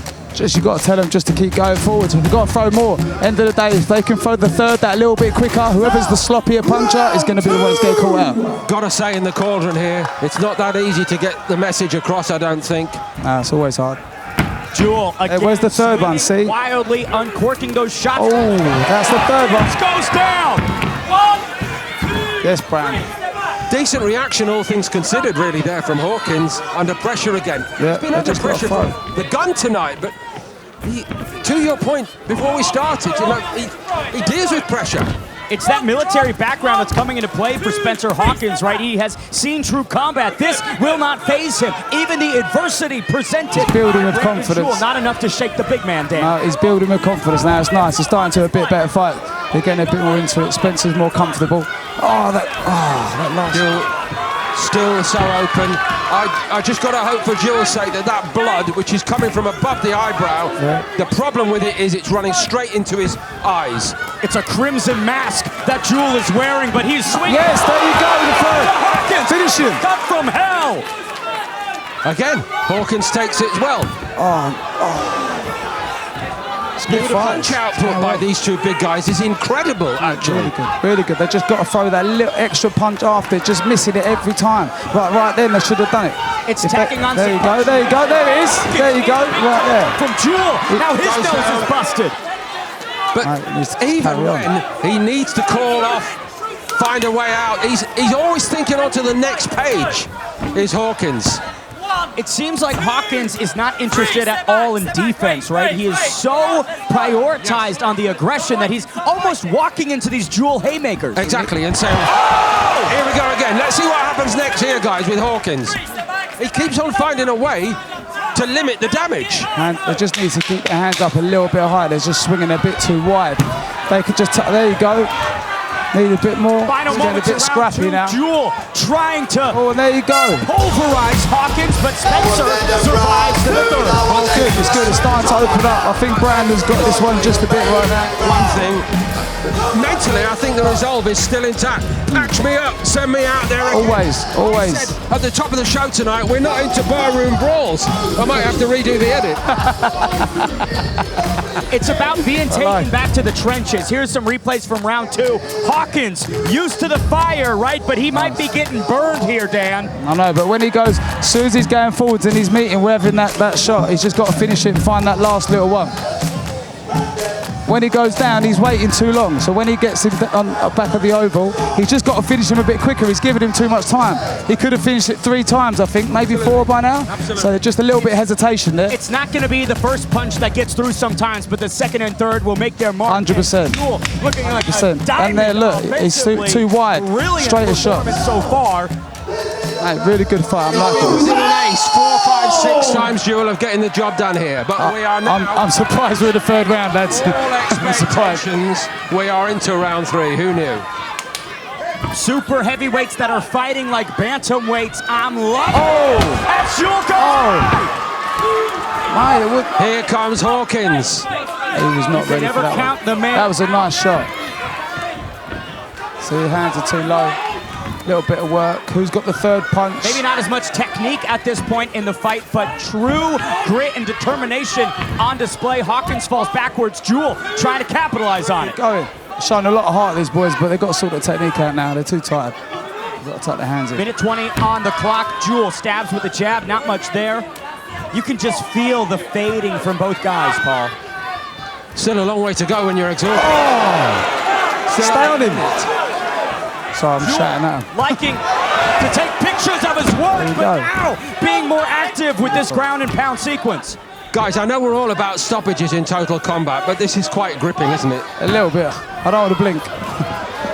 Try not to. True reversal of expectations. So many thought this would end instantly, quite like myself, but these boys showing that they can go the full distance. Final 45 on the clock. Got to use their hands though, they're too tired, the kicks are too sloppy now. They need a little 1, 2, 3, a little piece me up and they'll be fun. There you go. Oh, I think he's gassed out. They both look tired now. He just fell over. I don't even know if he got hit. It looked like he just fell over his own foot. Phantom punches, that's what's getting resisted. I'll tell you, somebody else who's captivated by this, he's not even taken a close look just yet, is the referee, Cashman. 20 seconds left. Needs a bit more time for me. I think they should let him, like, a little bit more. It's not enough time. Could have finished it again. Hawkins back on his feet, using those feet, trying to show he can work to the finish. I think we might say, to the very end, Jewell has outworked his man.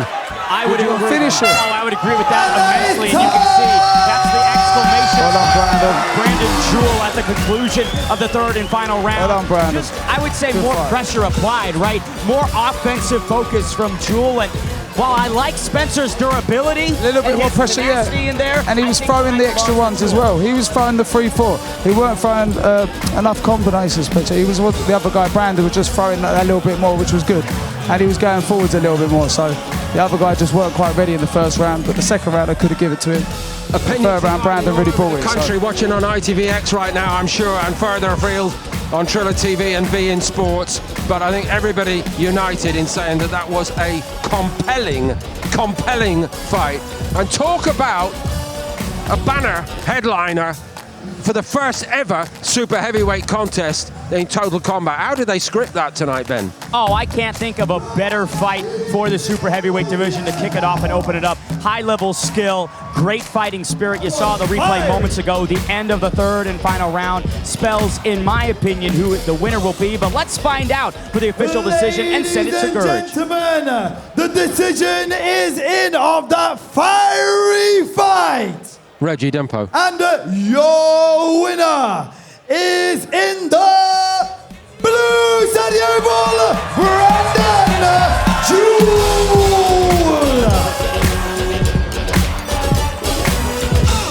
With a points win, it's possibility, Ben, he will never earn another victory in his career in harder fashion than that. It was well fought and well deserved for showing off all the layers that he possesses. And the first fight in the super heavyweight division, Dan, what a fantastic display. Amazing, like we all said, we all didn't think it would go 3 rounds and it went, and I think I'm glad it went all 3 rounds because we got a lot more action rather than just a few seconds, so I'm loving every bit of that fight. Fair play to them both. Brandon smashed it. Love it. A lot, well done, obviously, for Spencer Hawkins to work on, but he's got a tank that is absolutely full of raw courage, and that is a lot to work with, like all you guys. Loads of heart, mate, loads of heart. Here's Bianca with the winner. Well, first off, that was an absolute epic fight. I think everyone was on the feet. It was the best thing we've seen. And that was our first ever super heavyweight bout in Total Combat. Yeah. Just explain it all for me. I had a really good game plan going into this. And about 30 seconds into the fight, that was completely gone out of the way. Luckily, unbelievable people in the team got with me, get me back on focus, get me back doing what I do best, and that's winning the fights. Well, you've got blood, sweat, and no tears for now. We've got the victory tonight. But for me, when you train and plan and your preparation going forward, did you plan it? Do you think it was going to be like this? Was it planned? And did you execute your game plan? I mean, Bristolians are tough, and they are tough. I didn't think it was going to be that tough. I've gone in there and I fought 8-week training camp. I had a beautiful girlfriend doing my diet plans for me, and honestly, from training to home life, everything has been one of the best experiences of my life. So, well, you got the win, you did everything, and I think for you, both of you in there, mentality came down to it, and you just kept going and going. Do you work on your mentality quite a bit? Yeah, I mean, it's not the first time that I've been in wars like that. I've been in a fight, and go in, Taekwondo 3 rounds yourself. you know that sometimes you're going to be down in rounds. We have to stick to your game plan, stick to what you know, and go out there and execute. Well, what a win that was. Well done again for the first ever super heavyweight in Total Combat. Well done. Career opportunity, and the opportunity also to launch a personality or two tonight. There's one, but what a job by both of those super heavyweight big guys. Come back soon. Come back to us soon here at the Indigo. We're getting into the real big stuff next. Why are you World title fights, world title eliminators to come when we really get to the top end of the card. But next here at the Indigo at light middleweight, Niall Tucker and Liam Cullen.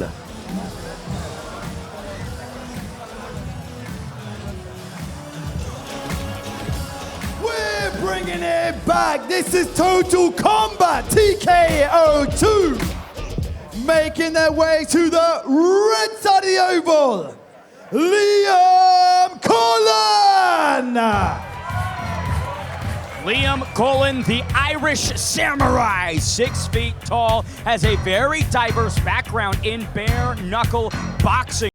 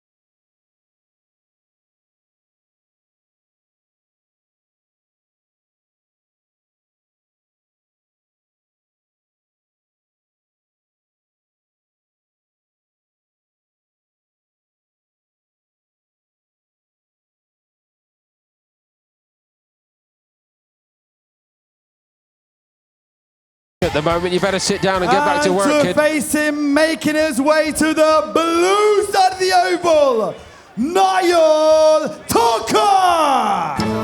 Niall Tucker looking to bring some lightning and thunder as he walks out to DMX's The Rain.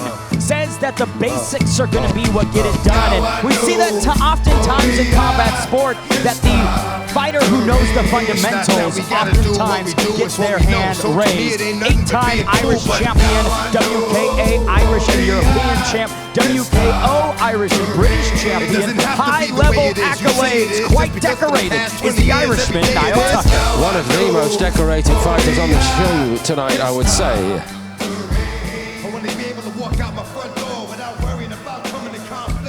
Clearly doesn't believe in overtime either, does he? He's waiting to get right down to it. No show, all go. He's clocked in as we take it to the tail of the tape for our 8th fight of the evening. 38 years old for Liam Cullen, 30 for his opponent, Niall Tucker. Bare knuckle boxing for Cullen and the K1 style for Tucker. Bang on even at 50% apiece to who will win this clash of the Irishmen.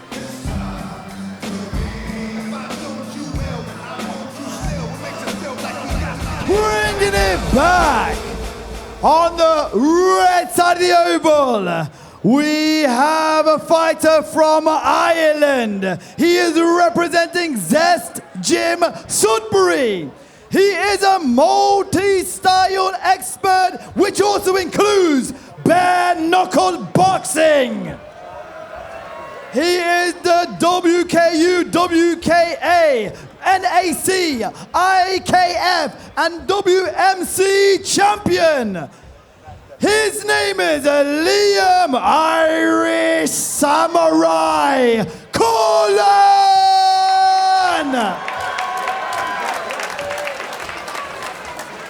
And on the blue side of the oval, he is representing Tucker Kickboxing Academy. He is a kickboxer, also specializing in boxing and wrestling. He is fighting out of Tala.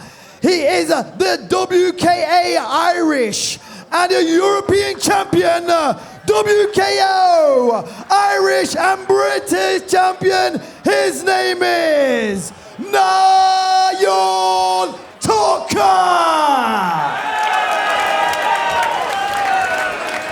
Step to the centre. Let's respect the rules, respect my calls, and defend yourselves at all time. Good luck, guys.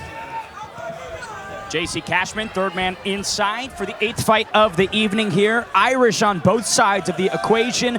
Bare knuckle boxing's Liam Cullen and K1 style Niall Tucker. Round 1 underway.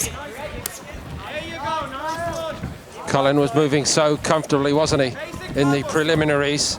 Tucker very, very focused and dropping one of my terrible puns right at the start. Tucker is tucking right up, taking a very careful look at Cullen. They know each other, of course, by reputation, and that also plays into this, I think. He's taken a lot of these shots on his forearms early on, is Tucker. I like Tucker controlling the majority of this oval here, right? Taking away real estate. And for Cullen, a lot more kicks than I would have expected from a bare knuckle boxer.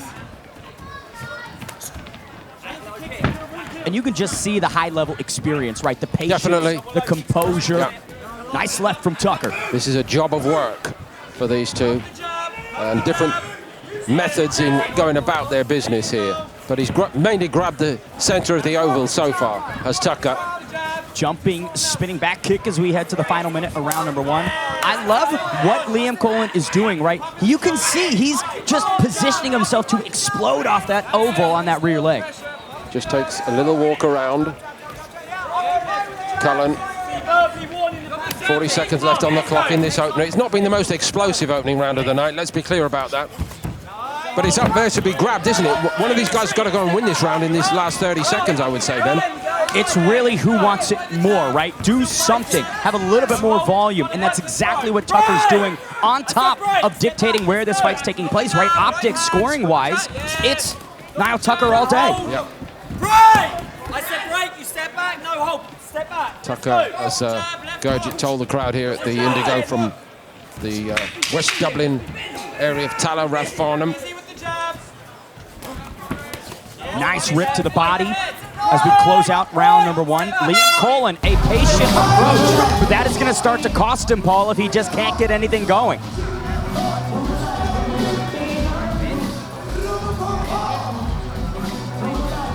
Deep in thought, isn't he?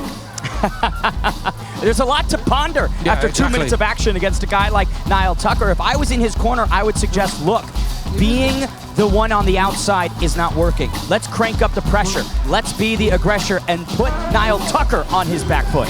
Just on that, Ben, what I didn't really see from Cullen was, he was, I think, getting that message and closing, but he was closing and claiming. He wasn't closing and opening up the target and working. And Tucker, with all his know-how, saw that and very smartly reacted to it at times on the inside.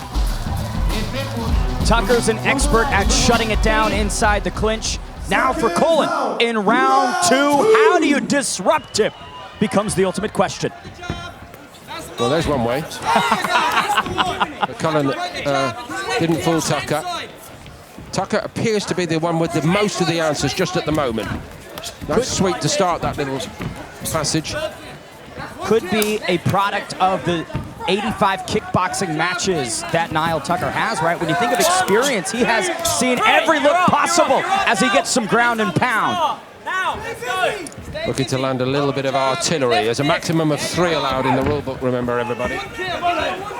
Liam Cullen, for all of the bare knuckle accolades that he has, yet to really find success in that discipline, right? The boxing appearing absent from Liam Cullen's game plan. I tell you another thing here. I think we're not far away from Cashman, the referee, intervening here. This is for passivity. It's too passive. There's a lot of good intentions.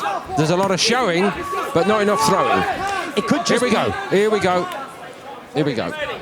Cashman, clearly an expert on the rules here and enforcing them. Tucker putting on the pressure. Axe kick from the bare knuckle boxer. Nothing there as he eats some more shots on the inside from Tucker. Ooh, some of these are quite heavy shots, I think.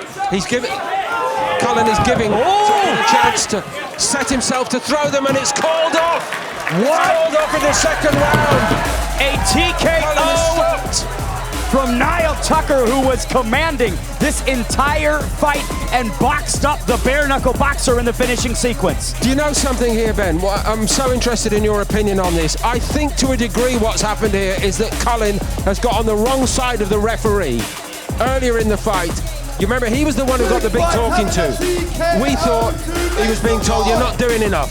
So when the pressure comes on, and Tucker looks like he's got big shots ready to unleash, the referee is minded to look more closely at Cullen receiving them. And talking about looking closely, here's a good look at the finishing sequence, right? A lot of ground and pound early in the second frame from Tucker, and he just storms into the pocket, and I love the body work. Let's isolate this. Cooks up that left side of Cullen, and then goes upstairs as the arms of Cullen drop. It's beautiful, it's clinical, it's scientific from Niall Tucker. And there was the call off from Cashman. And while we were watching that, I just want to tell everybody watching, whichever platform, ITVX, beIN Sports, Triller TV, there's been a bit of a debate in the corner involving Cullen, and I thought I saw Cullen mouth the words, I fought the wrong fight. Yes, sir, you did. Let's make it official and send it to Gurge. Ladies and gentlemen, please make some noise for these two warriors! Your winner by TKO in the blue side of the oval, and Niall Tucker! Next of his...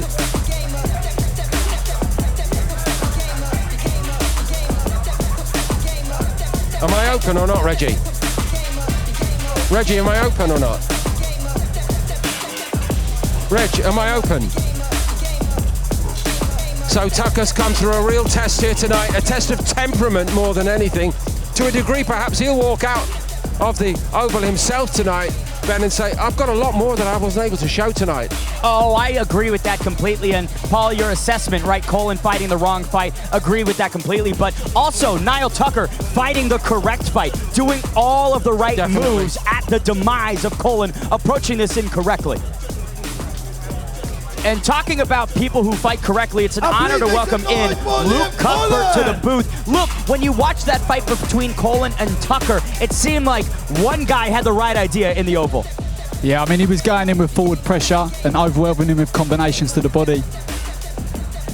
Thank you, Luke. More to come from you. We are keeping it moving very quickly here tonight. On we go into our next fight.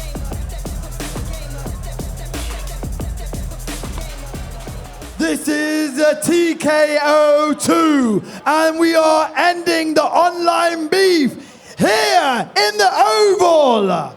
Making their way to the red side of the oval. Please make some noise for Tice O'Donnell.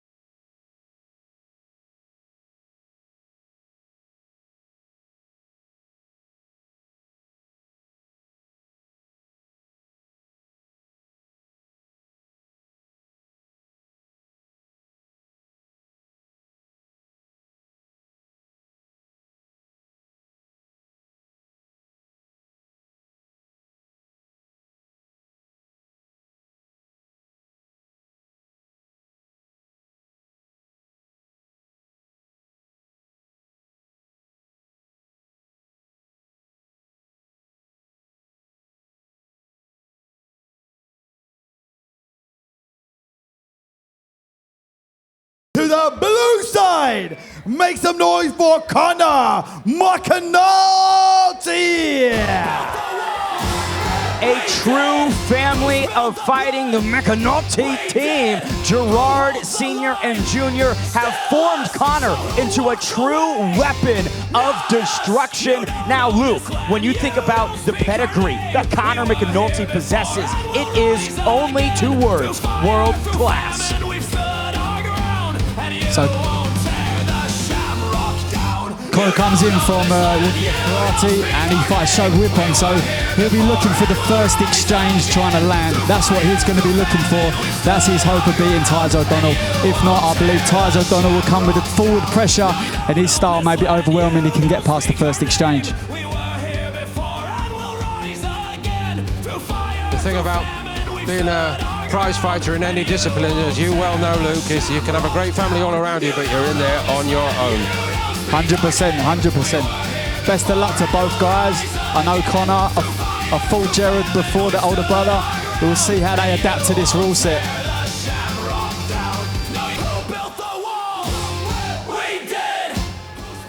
On the red side of the oval, fighting out of Denmark, this Muay Thai fighter is representing Great Danes. He is the 5-time Danish Muay Thai champion. His name is Muay Thai O'Donnell.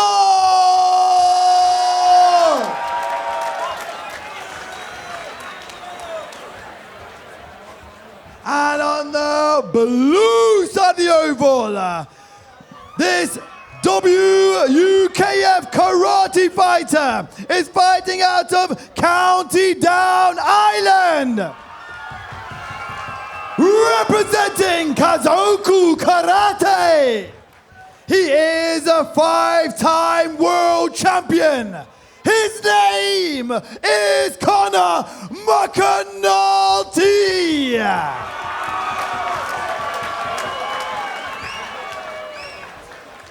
Gentlemen, come forward.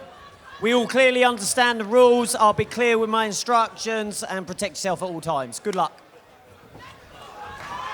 JC Cashman, 3rd man inside for our 9th fight of the evening. Bad blood here between Tyce O'Donnell and Connor McNulty. Now, Luke, right as round 1 starts, I'd love for you to give the folks back home a look into, I believe it was Kazaku Karate, the style that Connor is trained in. Yeah, he's just blitzed in there with a classic karate blitz. There's been a bit of bad beef online social media with these guys, so we're going to see if it's settled the score. Tyes with a forward pressure. Nice takedown there. Can he get the follow-up? Not clean enough, not clean enough. Back to the feet, back to the feet. Let's see what Connor can do. He's got a switch on here. Beautiful kick there from O'Donnell. Paul, bad blood here, but Tyce doesn't have all the Muay Thai weaponry, the elbows, some of the knees. He's given up a lot to get in here in the Oval tonight. Yeah, the leg kicks are shut off, so there's no kicks to the leg, so he's going to have to adapt to that. For an 18-year-old, a relative kid, if I could put it like that, he looks very mature. Yeah, he's out forward pressure here. He had a body punch finish in the last TK1. We'll see if he can get the finish now. He's heading forward now. McNulty's feeling the pressure. Oh, he's gone for the jump off the oval. Oh, love that. Tyce O'Donnell jumping on top of McNulty here in round 1. What a start from the kid. And this is overwhelming Connor McNulty. You can see his expression changing. Fear in the eyes potentially at this onslaught from Tyce. Yeah, Tyce O'Donnell with a forward pressure. Again, he's up for it. He's fit. He had, again, nice combination there. The only thing I would head kick. Slightly question, Luke. I mean, he has really emptied his own tank here, O'Donnell, in the first round, isn't he? Yeah, he's really taking it to him at the moment. Still to go as well. Connor needs to use the area now. McNulty trying to fire back, but there are some questions in his mind that he is not effectively answering right now. Nah, he's missing the timing right now. Tyce is ducking out the way of him. Forward pressure from Tyce, just overwhelming Connor. He goes with that body punch. Connor attempts a takedown. He's finished on top position. Can he get some strikes? No, nothing clean there. Tyce again, forward pressure. Brilliant from the young man. 18-year-old here showing his fitness. Oh, cobble kick. Love that Sanchez style. Audacious. Love that. Full of confidence. That cartwheel kick made me think that I was at the London Eye from Tyce O'Donnell. But Luke, when we think about success, it was all from the Denmark native. Yeah, I mean, Tyus O'Donnell here showing what it's all about. That's a classic kick in Muay Thai. You see Sanchai, Muay Thai legend, throw that kick, cartwheel, really skillful. He's lighting it up, he's spitting on a show. We'll see how he comes. He's already out, ready for round 2. He doesn't look tired, this kid. I love it. And there's a lot of consternation in the McNulty corner at the moment, Ben. Yeah, I mean, he's having a real team talk. He's having a little chat from Jared, his older brother. Hopefully they can change their tactics, because to be honest, that's what they need right now, a change of tactics. Otherwise, I could just see more of the same in round 2. How specifically do you nullify Tyus O'Donnell here in the second frame? I would switch stance. I'd go right stance, look to land. Face punch as soon as he comes in, use the area better and try and take him down. That's what I'd look to do. Round 2! But going backwards is not an option for Conor McNulty. He has lost that opening round and then some, hasn't he? Yeah, for sure. Better blitz then, but he needs more of that. Nice body kick there. Spin, missed, hook with a... McNulty just wild inside the pocket here, Yeah, right? not as clean in the clinch. Shoved him over there. Again. Nice punches, ground and pound from Tyus. Another factor, another way perhaps of assessing it to this point, guys, you know, speed is with one fighter here, and it's O'Donnell. Yeah, O'Donnell looks a bit sharper than Conor. Conor looks out on his feet, they've finished it, called it. Wow. Second round TKO for Tyus O'Donnell. Systematically broke down Conor McNulty and puts the bad blood to bed inside the O2. That is a devastating performance from Tyus O'Donnell. All the big talk from Conor McNulty, nonplussed from the get-go tonight when we got underway. At the press conference yesterday, Conor was so confident that he trained with world-class stables, the best in the world, but he was just outclassed by Tyus O'Donnell here, Luke. He was, unfortunately, and as we know, some people are unable to adapt from the usual rule sets. Conor was unable to adapt his training here, and Tyus took full effect in it. So all the credit goes to Tyus McDonald. We'll see if Conor's able to recover and come back again in another time in the Oval, but he needs to have a little rethink about his training, maybe consider something else. Here's a replay from round number 2, the finishing sequence. A right hand from Tyus O'Donnell took away the equilibrium, and Conor McNulty, just body optics were terrible there, Paul. Took it right on the point of the chin. Yeah, lovely little right hand as he was on the floor, and then obviously a nice little kick there as well from Tyus O'Donnell.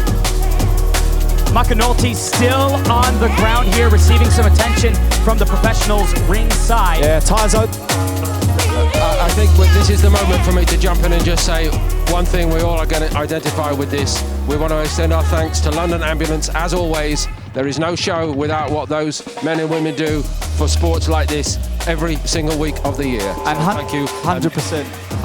And respect to Conor for getting in there. There's loads of people not brave enough to get in the Oval, so you're full respect to him. Now, okay, to be very clear about that. It's not the best night for the McNulty so far. He is okay, all being well, but he's been outgunned from the very start of that by the teenager, O'Donnell. A star is born, Ben. Absolutely agree with you. The point of Total Combat is to blend the striking arts. Muay Thai reigns today. Maybe it won't tomorrow, but at the moment it does. Let's send it inside to make it official to Gurge. My Total Combat audience, did you enjoy that? Your winner by technical knockout is in the red side of the oval, Tyus O'Donnell!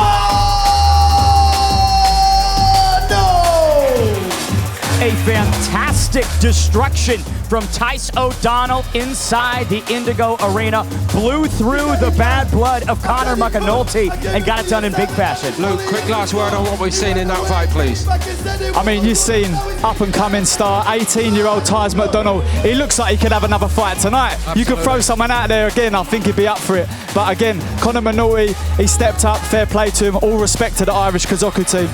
Big prize tonight is the MVP for the best performer. He might be in the frame, we shall see. Much later tonight here in the Indigo O2, Ian Holloway against Jordan Thomas. In our co-main event tonight, a world title eliminator, Thomas, one of the stars of his time.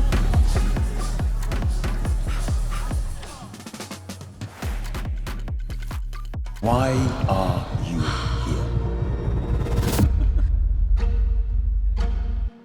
We're keeping the pace up here as we welcome you back to Indigo at the O2 Arena. And moving on now to our bantamweight contest. It's going to be Paul Leavit against Mohamed Noor. They simply cannot wait to get hands on feet on each other, and here's why. I don't think he needs to worry about anything because he'll just go to sleep, you know. It's all good. Keep spinning. Keep spinning. Keep spinning. Don't worry, one of those things will land your draw one day. Yeah, we'll see. I'm from Cork, Ireland. My name is Paul Leavit and I do ITF Taekwondo. I've been doing it since I was 4 years of age and I'm 20 now. My name is Mohamed Noor. I'm from Morocco. My style is Olympic Taekwondo. I've been doing it since I was 7 years old. I've been competing internationally and I was top 20 in the world. With the WTF Taekwondo specifically, I feel like it's more tippy-tappy, more spins, more ballerina style, let's say. And I feel like I'll just walk forward and take his spins, take his tricks and throw it at him.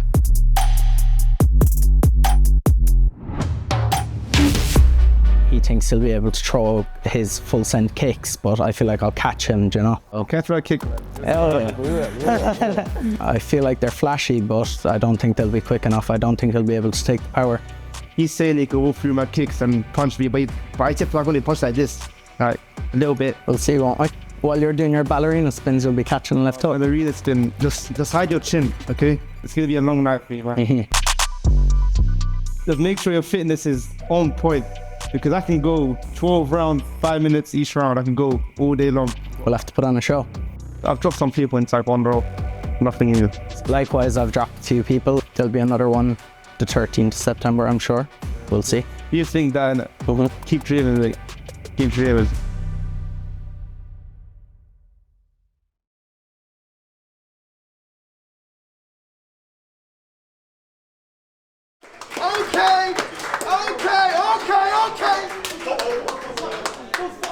It was naughty.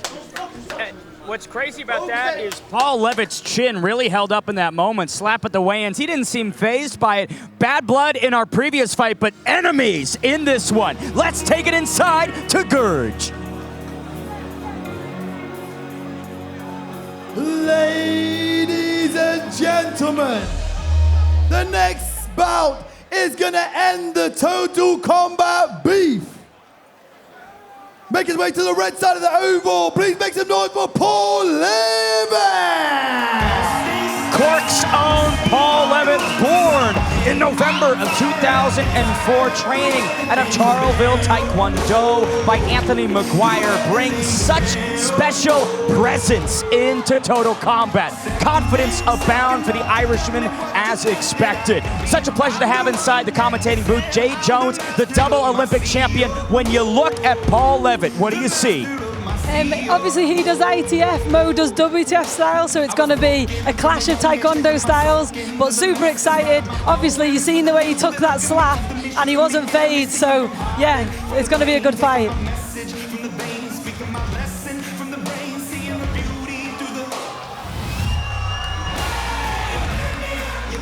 Ladies and gentlemen, you saw the attack, and now we're going to see how it counteracts. Making his way to the blue side of the oval, Mo Noor! He struck first at the weigh-ins, but ultimately the only action that matters is what's moments away for Mo Noor. Representing Morocco, made the Total Combat debut in June, was victorious that night. Now he looks to extend it to 2-0. Don't worry, you can do the sums all right. This is a young man who's graduated from Manchester University with a first-class degree in computer science. Brains and brawn, much like Jay Jones. I don't know about the brains, but I felt Mo's kicks and they definitely don't feel like a ballerina, I'll tell you that.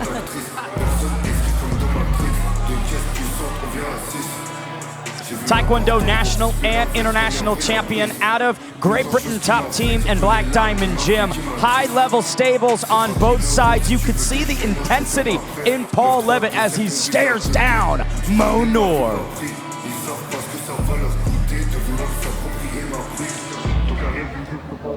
Ladies and gentlemen, we are about to see the counteract at TKO2. Reintroducing on the red side of the oval, he is an ITF Taekwondo fighter, representing Salville Taekwondo. His name is Paul Leavit.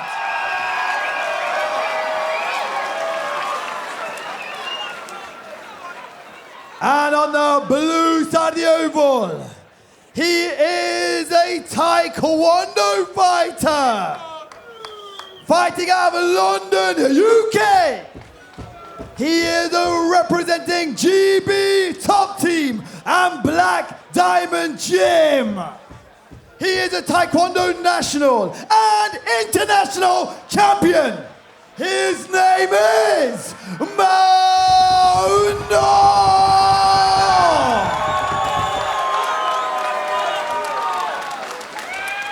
Come forward, gentlemen.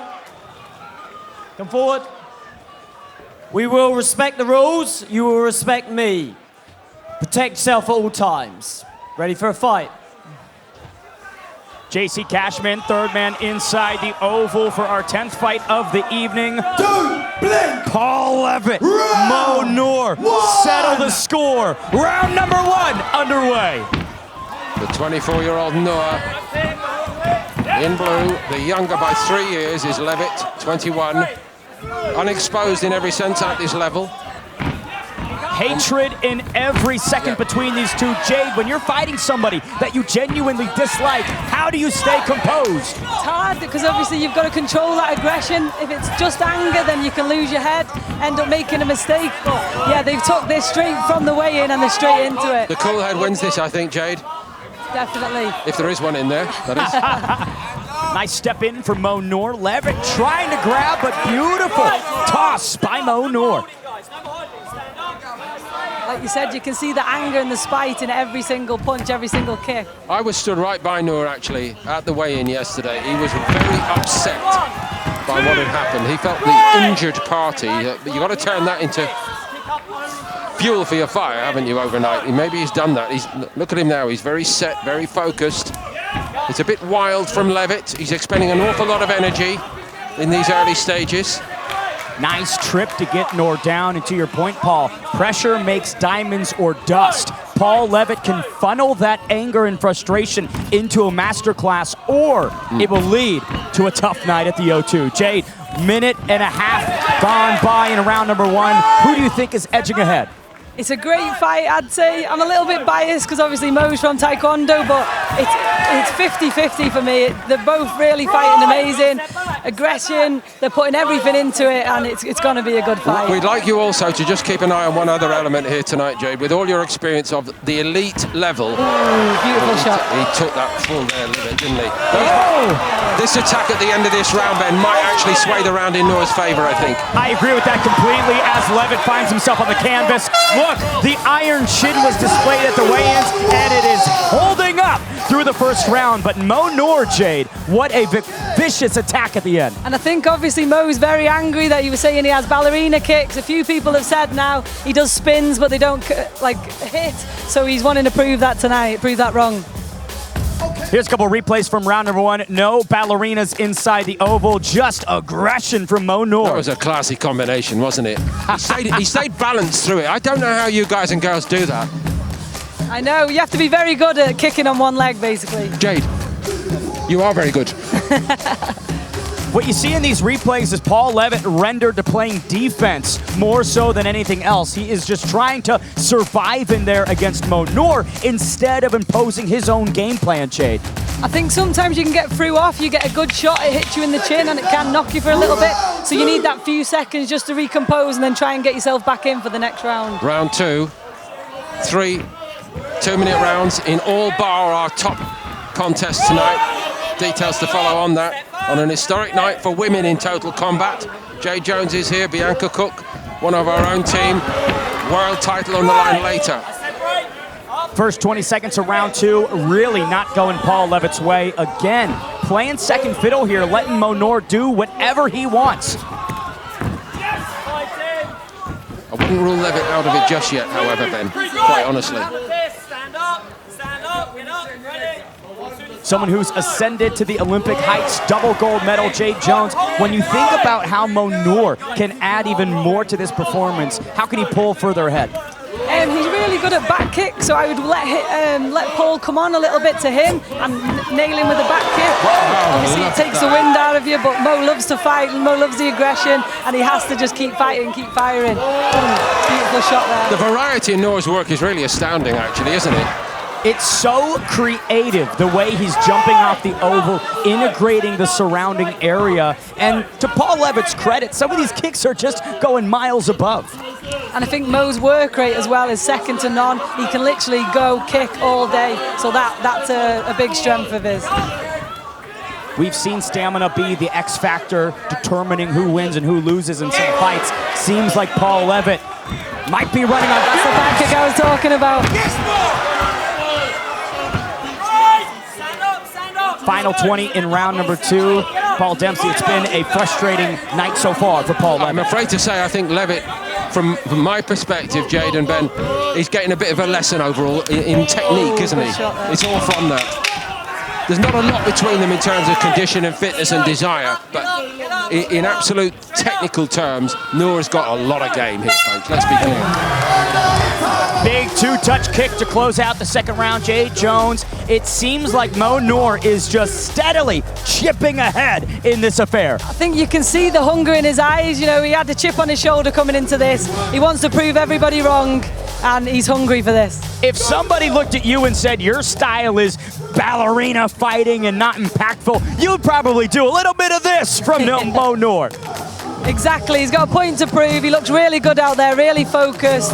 He's not being over-aggressive as well. He's, keeping that control like we spoke about, and he looks in great form, great shape, and he's putting on a show tonight. I think what they're saying to Leavit in the other corner at the moment is you have to be first, because once Noor has you on the turn or going backwards, it's open season for Noor in this fight, isn't it? And also for the athlete being on the back foot, it mentally drains you, if you're always on the back foot. So, like you said, he just needs to take it to him and show Mo, it's not a one-sided fight. But now or never for Leavit, I think, Ben. I agree with that completely. A stoppage is needed for Leavit. Court zone to get it done here inside the 0-2. Nice control there from Leavit, but he does fall down. Noor capitalizing and taking advantage. It's rinse and repeat for Noor to find himself on top in these exchanges. Like I said, Mo's pace is just amazing, and then obviously if you are tired against him, it just mentally drains you, and it's hard to deal with because Mo is just keep coming and coming and coming. Never quite able to put Noor under enough pressure. Look at that attempt from Noor. Leavit, the bag of tricks that he's trying to deal with tonight opposite Noor, quite endless, almost like a magician, Paul. He's been given a handful to deal with. It's as simple as that, isn't it? And, Leavit will be the better for it, I think. But it's very hard to make a case at this moment that Leavit's winning this. Very hard indeed. Like you said, how do you give tactics again? That Mo can do every trick in the book. He does kicks that other people don't do. It's hard to counter, and it's hard to make tactics for. And I hate to advise this type of game plan, but with 45 seconds to go, how about empty the gas tank, Paul Leavit? Go big or go broke. Yeah, definitely. But maybe it needed to happen a bit sooner than this last 30-odd seconds of this fight. Like you said, he's just got to bite down his gum shield now, and he's got to take it to Mo, or he's just going to keep coming. It's going to be a very interesting one for the matchmakers going forward, though, because this is such a classy and authoritative show from Noor, going through the playbook, hurting Leavit. Them body shots are going to take it out of him as well. They'll be taking the wind out of him. Really hurting Leavit. Haven't seen an attack on ribs like this since the 4th of July. Final 10 seconds for Noor. He's a bit dazed and confused in there, is Leavit, but in a moment he's going to hear that it's all over. Like you said, the iron chin that he's got, though, is a good chin. I credit that durability. The kid is tough, no question. And look, he dealt with that through 3 rounds and never quit on himself, never wilted. But tonight belongs to that man right there, Noor. Talk the talk, and Jade Jones, boy, did he walk it. He definitely did. Paul, when you think about buzzsaw-like performances, Noor really lived up to that. Non-stop action, full volume, just effortless from him. I don't think this is going to be a problem in total combat, but if I may use a boxing term for a moment, Noor is so good and so dangerous, he might become one of those who needs him club members. You know what I'm saying? But listen, that has got potential world class written right over it. Ladies and gentlemen, all I gotta say is, wow, make some noise! And the decision is in. Okay, keep them going. Your winner is in the blue side of the oval,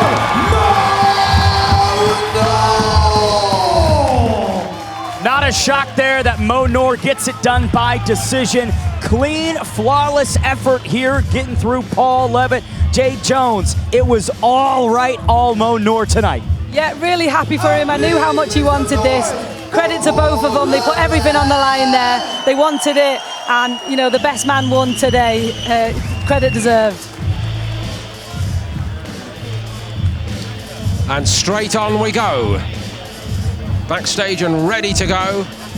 Jay Jones, thank you very much indeed for being on the show tonight. Total Combat ITV X live coverage tonight. We thank them for their support. Also Triller TV and beIN Sports.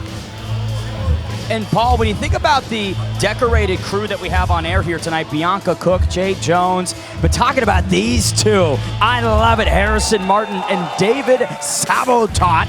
Truly going to be a fun affair on what's already been an awesome night of action.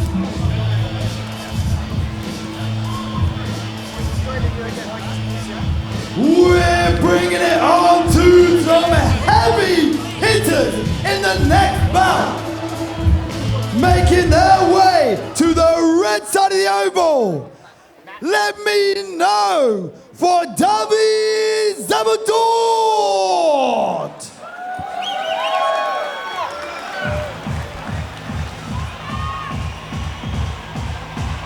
David Sabotot, interesting young man that we've got here tonight from Hungary, 7-time world champion, ISKA European champion, and a 19-time Hungarian champion. All done.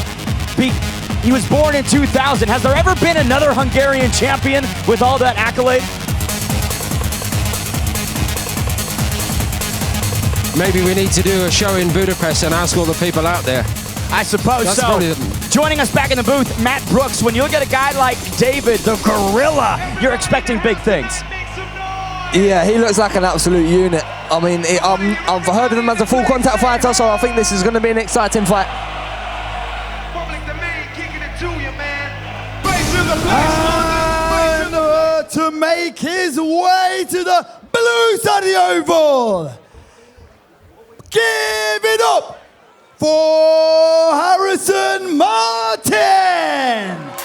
The Boogeyman is back inside Total Combat. What a truly special debut he had in June. The Waco European Champion, World Cup titles, and multiple British titleist is returning for another outing, stating that discipline is the biggest thing that separates him. Matt Brooks, when you look at a guy like the Boogeyman, is that what you see? That is exactly what I see. He is a technical, strong, dangerous fighter on and off the mat. I'm excited.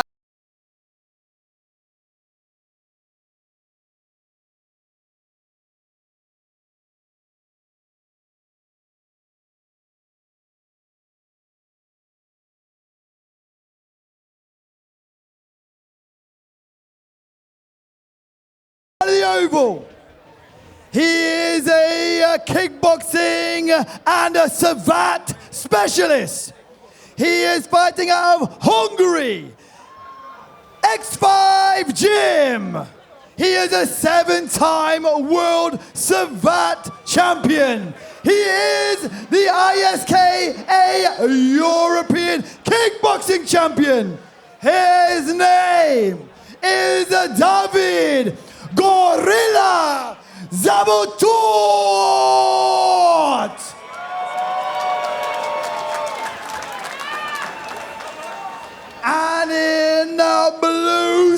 the oval, he is a kickboxer, fighting and representing Lincolnshire Martial Arts.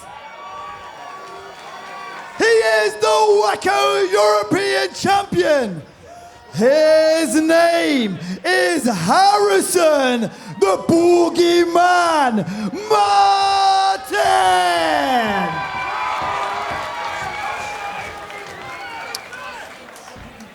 Harrison Martin very well supported here tonight. Calls and to protect yourself at all times. Show respect. Step back. JC Cashman, third man inside the oval for our 11th bout of the evening. Paul Dempsey, like you mentioned, Harrison Martin, been here, done that at Total Combat. Now he seeks to repeat history. A towering young man, 6'4". Straight to work, upstairs and down. He's so technical. The way he fights is another level. The Boogeyman potentially trying to make another horror movie here inside the O2. Matt Brooks, when you think about the first fight that Harrison had in Total Combat, what stood out to you? The way he moves for such a big guy is incredible. Yes. And the techniques he can pop for a big guy, also incredible. It's just going to be exciting to see what happens now. He's putting on Szombati right from the start of this, isn't he? For sure, for sure. Upstairs and down again. You can hear the thud on those impacts to the midsection, Paul. Absolutely. I know we both love our boxing rips downstairs. Harrison Martin clearly studying the sweet science. Szombati's in great shape, and it's just as well. But whether he's got the technical ability, the toolkit, if you like, Matt Brooks, to deal with a very talented young man like Martin, I'm not so certain. It just looks a little bit too static for me at the moment. Covering up a little bit too much so Harrison can work the downstairs. Nice moment there from David Szombati, but I agree with you, gentlemen. Just really rigid body movement from David. Can't really tell what the game plan is. And while David Szombati is trying to figure it out, Harrison Martin is getting to work. Right. 30 seconds left in round number one. The Boogeyman, I would say, in the driver's seat, clinching up here. For sure, them early body shots definitely helped him out. Big shots back though, big shots back. Szombati, not just here to be an easy opponent. Those were some good connections. Harrison getting a little wild, Paul. I was about to ask you whether he's going to be able to bring his experience to bear, Szombati. 62-8 kickboxing record overall. He's not been fazed by being on the end of a real blitz from Martin in the first minute and a half. And he's done well, and see a little nod and a look into the eye. I'm still here. For sure. He don't look phased one bit. He looks like he's ready to go for round two already. We have seen a couple times tonight a more experienced fighter, not rope-a-dope necessarily, but let the younger man with his boyishness, eagerness to get in there, tire himself out. But talking about tiring, those body shots, Matt Brooks, I mean, that'll zap your gas tank. Them body shots will zap your gas tank. I know what it's like to be hit with a body shot, but I also know what it's like to give them. And when you can see the life getting sucked out like that, he's just got to keep that up. I know that the Boogeyman has been right so far, but he has to mind that left from David Szombati, because if you eat too many of those, it could be good night. Having said all that, guys, Szombati is in top shape. That's very clear to me. There was nothing between them on the scales yesterday, and he's come through a test, the test of temperament also here tonight. This crazy cauldron, it's unbelievable, even without Gurgit whipping up the fans even more. Exactly, he looks cool, calm and collected, ready to go. Round two between David Szombati and Harrison Martin underway. Harrison trying to pick up right where he left off, but David appears to be getting into the action a little bit more quickly here. A little bit wild there from Harrison. And that's exactly what you don't want to do against a kickboxer with 70-plus fights experience, getting wild, getting crazy, and opening up. Especially with the power that's coming out of him.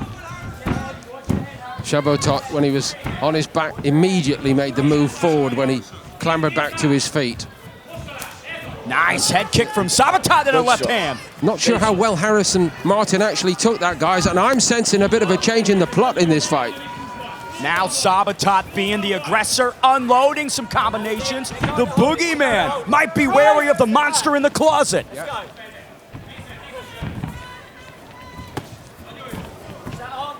Lost his rhythm a little bit here, Matt, hasn't he, Martin? He has. He's struggling with the power, I think, from the Hungarian. He's struggling with the big shots coming straight down the middle.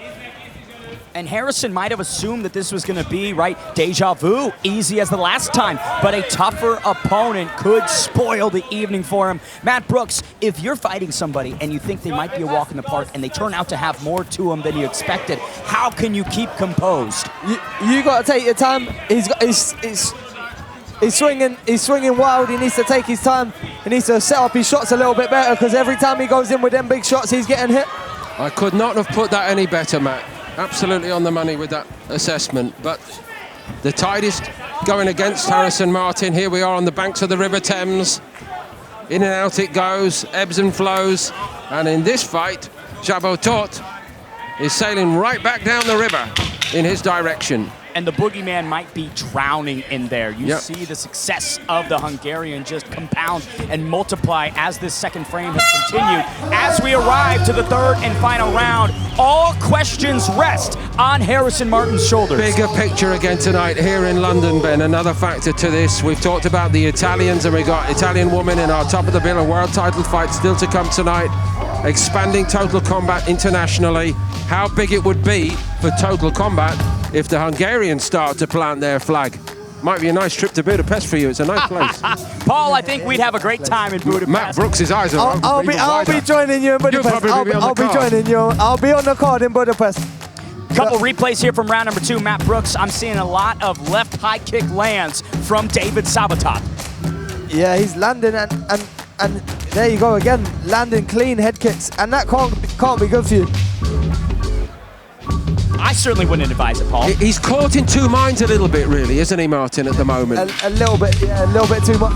That's going to affect the way you fight in the rest of the round as well. So it's all on this for me.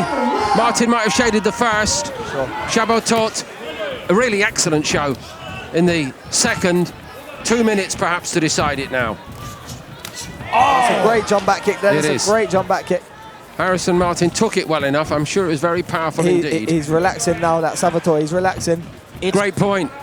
It's brilliant to see the difference in the first round to the third from David Szombati. He has downloaded all of the data and truly calculated the boogeyman to a degree that very few have been able to do since.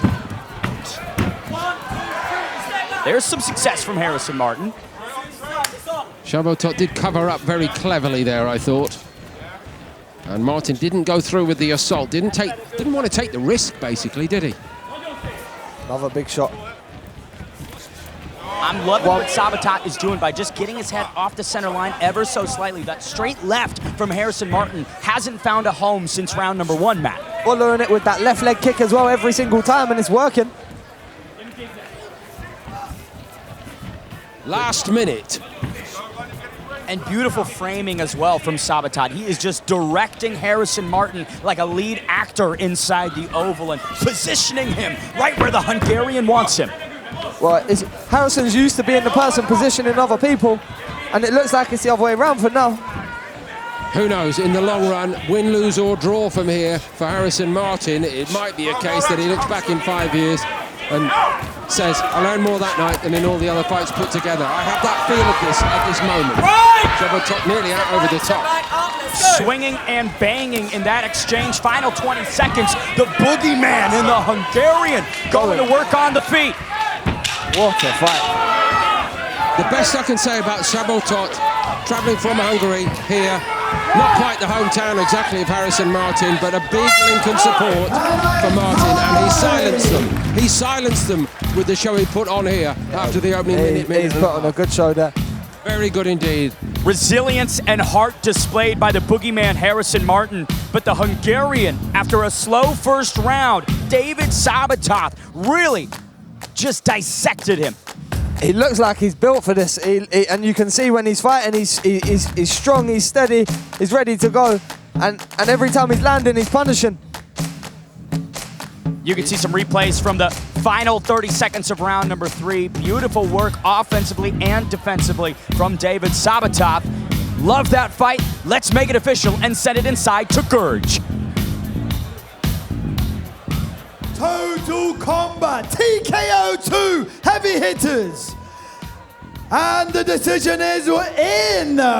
Your winner by unanimous decision is in the red side of the oval, David Gorilla Zavator. So indeed, it goes as we thought. David Zavator silences the Harrison Martin supporters. Georghiou's appealing for a bit of noise for the defeated man, but sportingly he's conducting himself very well indeed, I will add, Martin.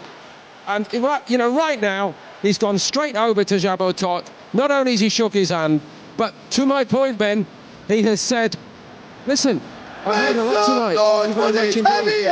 Maturity displayed by the youngster, which is what we love to see. But coming into enemy territory, David Zavator gets the job done. We will look forward to seeing a lot more of Zavator. A terrific victory for him here in London.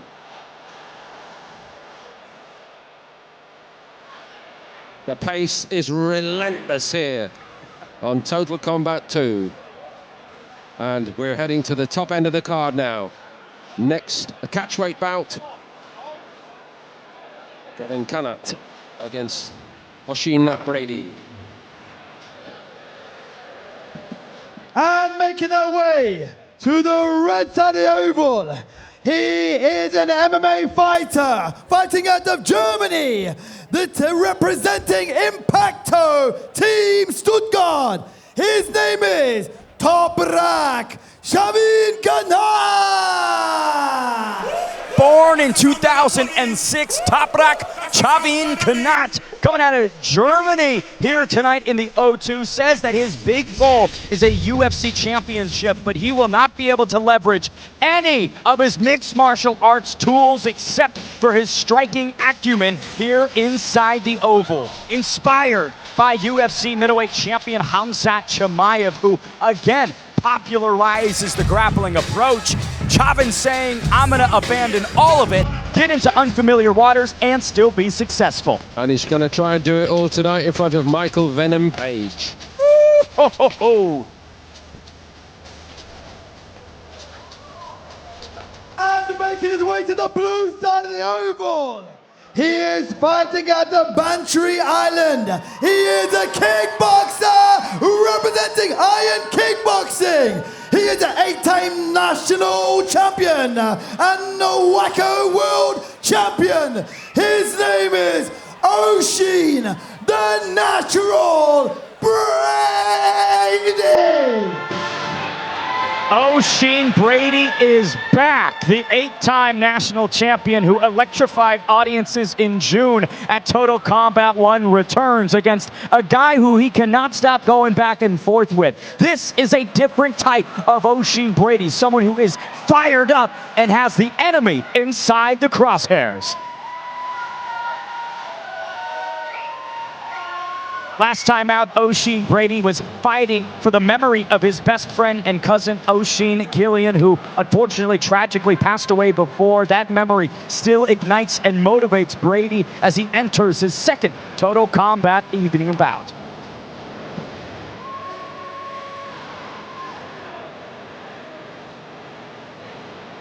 And when we talk about superstars, guys that are showmen, at the press conference yesterday, you saw just what Oisin Brady could do on the mic as well as in the ring. The Natural is the complete package.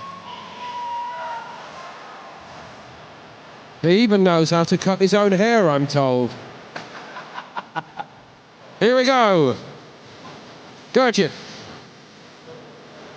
Hey, fighters, respect the rules, respect my calls, and protect yourself at all times. Good luck. JC Cashman, third man inside for the 12th fight of the evening. We're so excited to get into this. We've abandoned the introductions. Oisin Brady and Toprak Shavin Kanat settle the score. Round number 1 underway. That's a meaningful start from Brady right there, isn't it? Quick like lightning and going upstairs. Love that check left from Brady on the retreat. Looking very composed here. Kanat thought I'd better plant my flag, but he couldn't do it. Shavin Kanat said that while his bread's buttered in the mixed martial arts realm, he'll have no problem in the stand-up. But Paul, this really is uncharted waters for Kanat. A late notice opponent. I think we should make that clear to all our viewers tonight. Also, Ben, That was raised at the press conference, as I'm sure you are aware this week. Brady said, you can't throw that at me. I'm used to that. Guys sign up and then they realise how hard it's going to be and they pull out. I'm used to that too. And Kanat came right back and said, yeah, but I'm always ready. That's the difference. We're about to find out the truth of that. Whenever you take a fight on 2 weeks' notice, it means that you see something. You see an area that you can exploit. But, I mean, just optics of Oisin Brady, muscle-bound all over that skeletal frame. I thought he was the most cut of every fighter at the weigh-in yesterday. And quick, right? With that power comes speed, too. Minutes ago in round number 1. Kanat dealing with it effectively so far, but it feels like not a question of if but when Oisin Brady will draw blood. He's winning this opening round by a landslide. Very impressive.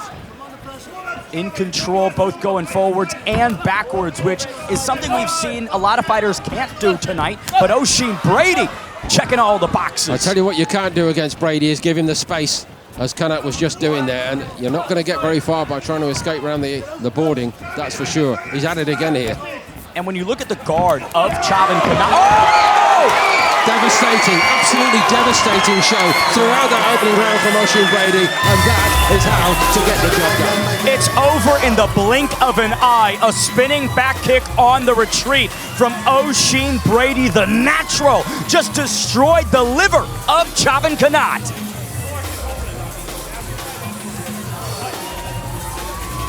That is what is defined as being outclassed, I'm afraid. Top rat Gavin Kanat. He's back on his feet. Thank you very much for making the effort to be a part of the show, but you've been thrown in against one of the best youngsters around.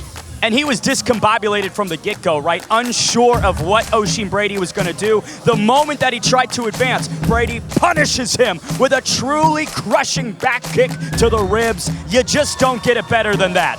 That is vicious, vicious. Oisin Brady still unbeaten in total combat. Born in 2005, the sky is limitless for this kid. Let's send it inside to Gurgit and make it official.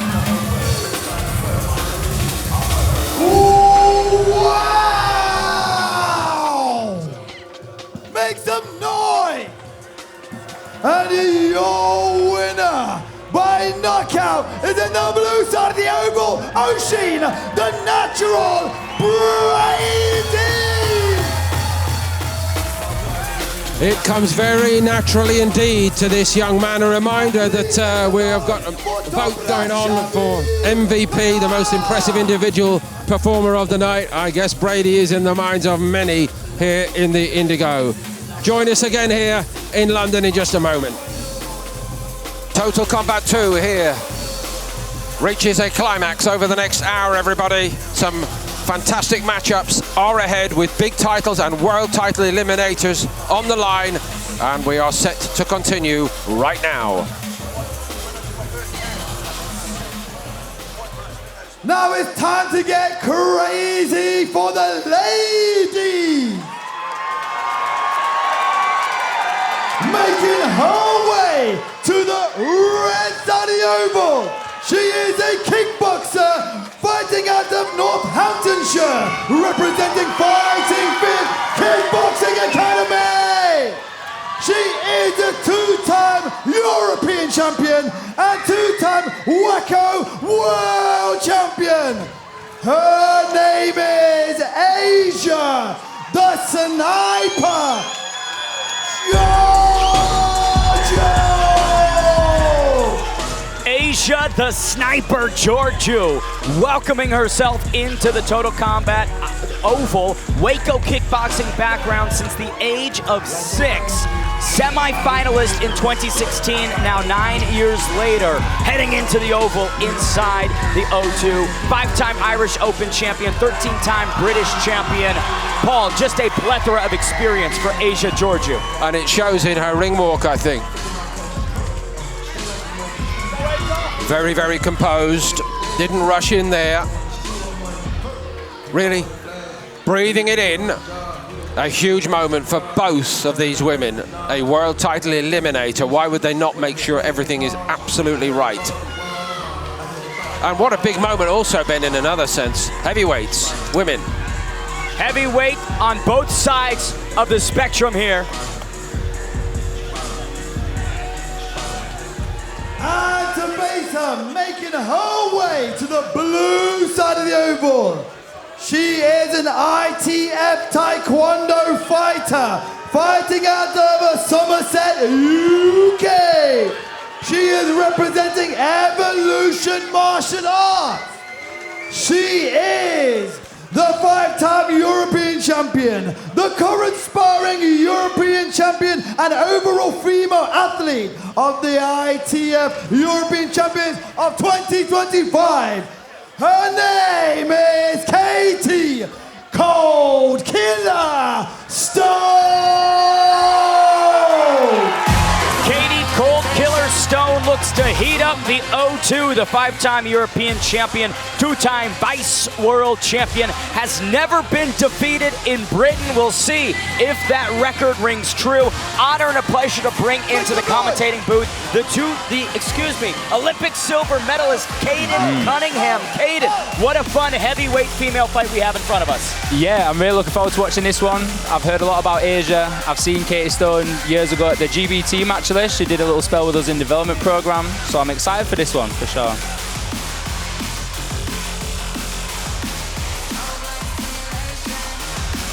First full contact fight for Katie Stone, so new grounds for her, but she is a true battle-tested competitor.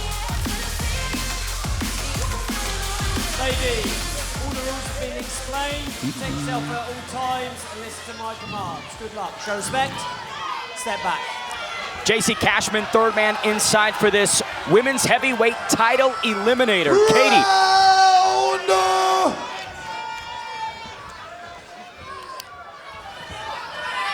Katie Cold Killer Stone and Asia Georghiou open up with a big kick from Asia. Caden, we're going to ask you right from the start of this tonight to look very, very closely at how Stone adjusts to full contact. Yeah, we'll see. We'll see if she can adjust in this round. Asia started very strong there. It doesn't look good for me so far. It doesn't look good at all. No, not quite the best Georghiou. Not quite, but as good as. It's off. It is off, Ben. You were right first time. You knew. Everybody watching knew. It's over. A left hand, a nuclear warhead like that from Asia Georghiou. It is in the fighter's best interest to just end it there. Yeah, just got it done. Women's heavyweight title eliminator. Gentlemen, why don't we just give her the belt? I mean, by gosh. Might as well give it at that point. That was a very strong start, very quick finish. Paul, you do not see female power like that. No, you don't see composure very often by any athlete the way she walked to the ring tonight. Total focus, knew what this was about tonight. That's an athlete who has gone in there and said, I'm going to seize a moment of destiny. Exactly that. Cold Killer got iced. Here's a replay from round number 1. Asia Georghiou just too well adjusted inside the pocket, Caden. For sure, for sure. When she was there, you could tell she was comfortable, she felt strong. She just wanted to get into the action, and she did just that. I was so impressed with her accuracy throughout, I must be honest. Look at that one. That is a beauty. Absolute beauty. Oh my God. She put everything behind it. She didn't come off the line. She didn't... it's an overhand left, but she's never off balance throwing it. It's an amazing shot. No, she was comfortable with that front leg coming forward, and she punished her for it.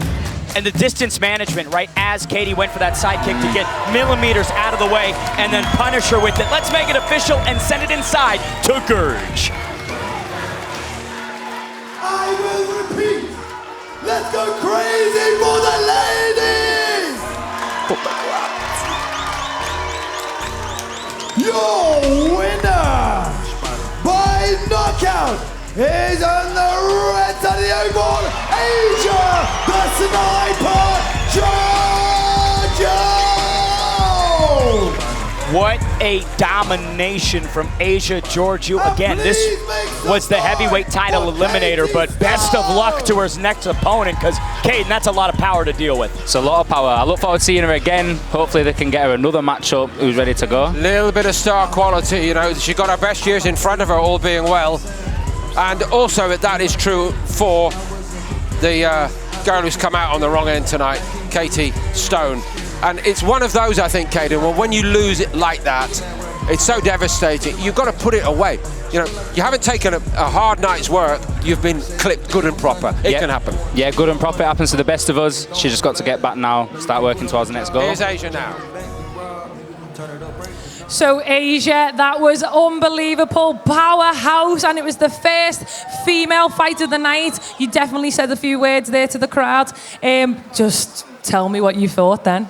Well, I've been hearing that she's not putting respect to my name, so hopefully now there's more respect to my name, right?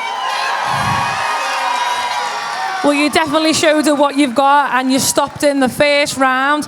The crowd here are behind you, supporting you. What does it mean to you to be putting on a performance like this? It means a lot. It means a lot. I got friends, family, school friends. Everyone's come out to see me. Parents. Honestly, it means so much. I thank you. Appreciate you guys so much. You don't understand.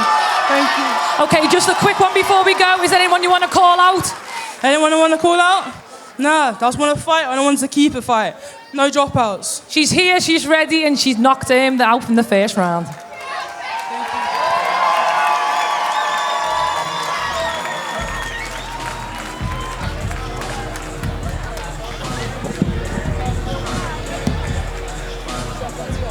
That has had the wow factor.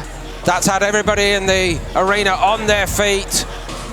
There's no time to turn and talk about it with your mates. We're moving straight on. Roll, Paul. No brakes on the Total Combat train.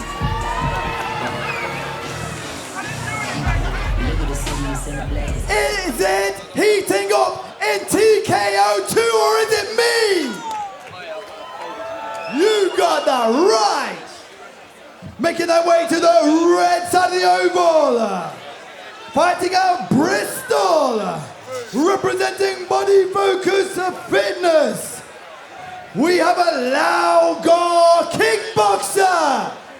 His name is Arya Kid Dynamite Asadollahzadehfard. Kid Dynamite in the building, looking to bring the boom. Arya Asadollahzadehfard representing Bristol Training out of Body Focus Fitness with Phil Allen, the Laogar kickboxing discipline. So unique to apply it into the Total Combat Oval, walking out to the winner takes all by ABBA, which just shows you exactly what he has on his mind. Welcoming back inside the booth, sir, we've got Arya Asadollahzadehfard. I'm looking forward to this one. He looks very calm and composed. We'll see how he gets on when the bell starts. Studied biochemistry at the University of Bristol, a brain that matches the skills he'll need both here tonight.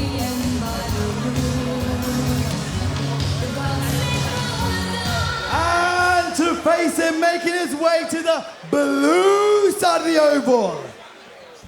He is a kickboxer and also MMA specialist. He is fighting out of Ireland, representing Tala Martial Arts. He is a multiple world and a European champion in kickboxing. And he has 4 first-round knockouts in MMA. His name is Dean Barry. The sniper is locked and loaded here in the Indigo Arena at the O2. It's Dean Barry, UFC experience competing at the highest level of the martial arts world. But don't forget, he was a 5-time world champion kickboxer across every major organization, multiple-time Euro champ kickboxer. So while he appeared in the UFC, some would say his best attributes are going to shine in the Oval. And the big question over Dean Barry, has he still got what he once had? Because he had star quality and real ability, much like the man who's joined us here, who, if I may say, very nearly stole the show last time round. Welcome to you, Joe Brooks, you and your brother, part of the broadcast tonight. Thank you. It's there's something special about Barry, we know that, but is Kid Dynamite the new kid on the block? The question is it age or experience? JC Cashman, third man inside for this bout. UFC experienced Dean Barry, but the youth, the growth potential for Asadollahzadehfard. Round 1 underway. I think the show is even faster tonight than the last one. How did they do that? Breakneck pace here inside the Brilliant.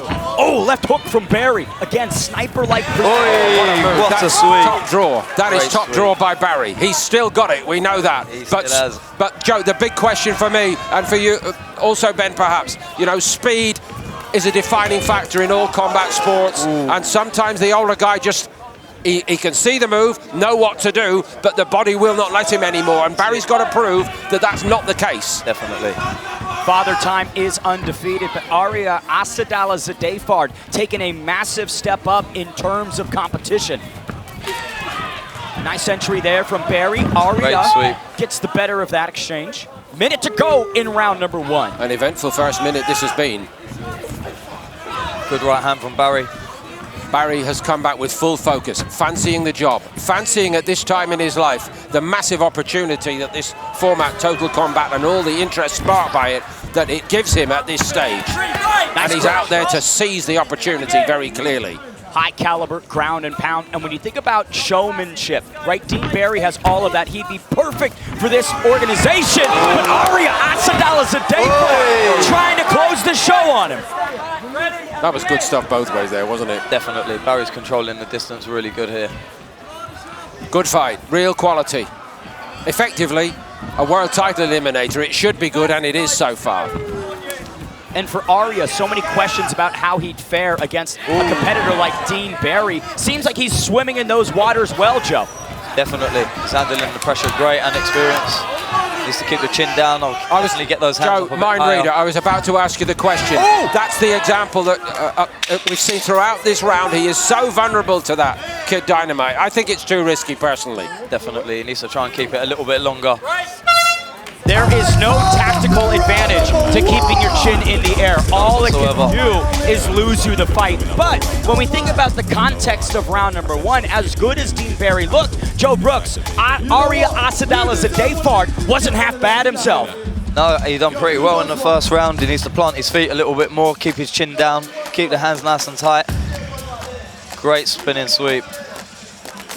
High class sweep there from Dean Barry. Paul, you just don't see guys doing that.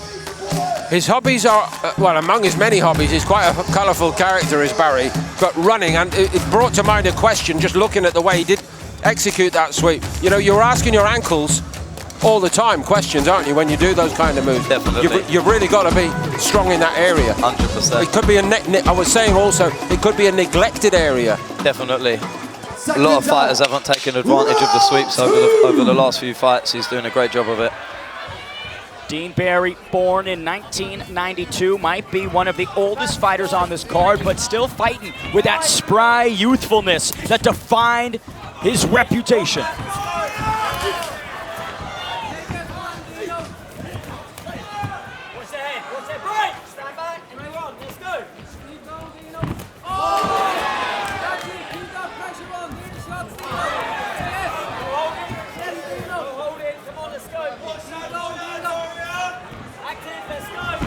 Composed, he's just waiting for that right moment to take that shot. Kid Dynamite has clearly got ability and clearly got belief. Great right hand. But you know, when you haven't been beaten up a few times, Joe, you're full of belief, aren't you? Barry's older and wiser, and he's been through the mill, good and bad. Selecting his shots really well. Sometimes less is more. And he's just waiting for the right time for that right hand. Minute left. I think Aria's going to go walking into it shortly. Minute left in round number 2. Dean blitzing in Barry. So much more successful through 5 minutes, Paul, and again connected with the right hand. And again, setting it up lovely. Just using the front hand to close the distance, and then boom, dropping the big right hand after. It's a great shot. Look, methodical, measured. Simple, but effective. If Asadollahzadehfard is refusing to move his chin off the center line, of course Barry is going to capitalize on it. Every single time.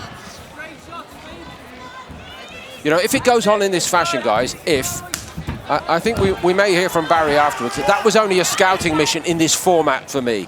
I'm going to learn from the experience, go and look at what I can add to my game at this stage in my career. Ooh, good right hand from Mario. Needed it. Barry took it well enough. It's a sporadic success, though, isn't it? A rare success. Barry still seems to be bossing the round. And that's not what wins you fights in combat sports. You need sustained sequences. You can't have moments, right? Definitely. In the judges' eyes, Dean Barry up 2-0 on my scorecard, Joe. Yeah, me too, 100%.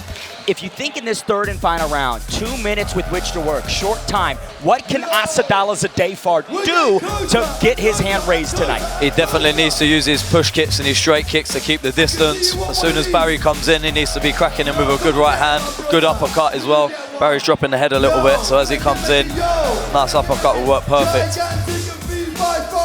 We'll see if he's got it in the locker.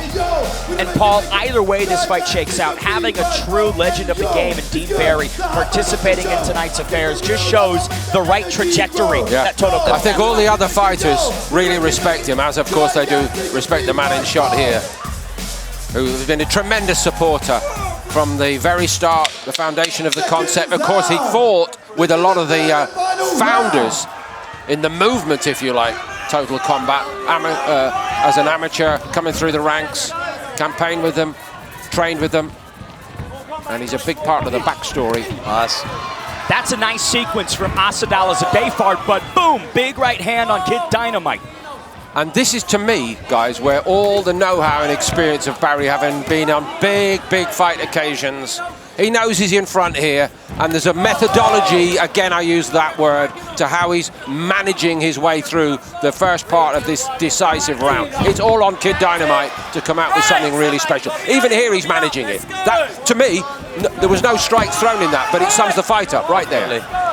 Nice connection from Aria on the break there, but to your point, right, some fighters age like wine, and Dean Barry, as his youth has expired, the tricks of the trade he's filled into his tool belt, and you're just seeing it on display. 60 seconds left, and Dean Barry. Lovely. Brilliant. People are standing to applaud that all around. Amazing. Oh. Steady on, Dean. Steady on. There from Dean Barry. Maybe with 5 seconds to go. But for Aria, right, that's an opportunity to capitalize, and he simply didn't do it. He needs to shut him down when anybody's spinning or doing the big aerials. He needs to be closing the distance and shutting him down. And he's just a little bit hesitant with the shots. It's a new format. Total Combat 2, what this performance from Dean Barry, a veteran, says, I want to be a part of this going forward. 30 seconds with which to work for both gentlemen. Aria Asadollahzadehfard needs to empty the tank if he wants to take out the UFC veteran, Joe. He needs to get that left kick up high to the head. Oh, he's got his hands low. Barry, showmanship abound. Final 10. Asadollahzadehfard moving forward, eats a right.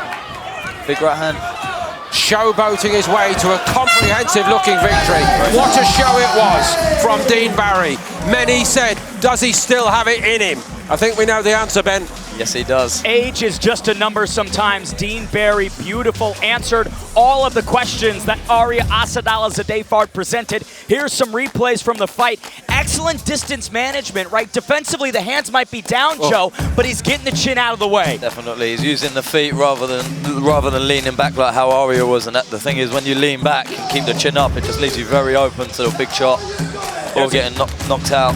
Cartwheel kick right into a right hand from Aria. Good capitalization, but again, too little too late as Dean Barry just continued to entertain the audience here inside the O2. Fun fight, let's make it official and send it inside to Gurge. And the judge's decision is in.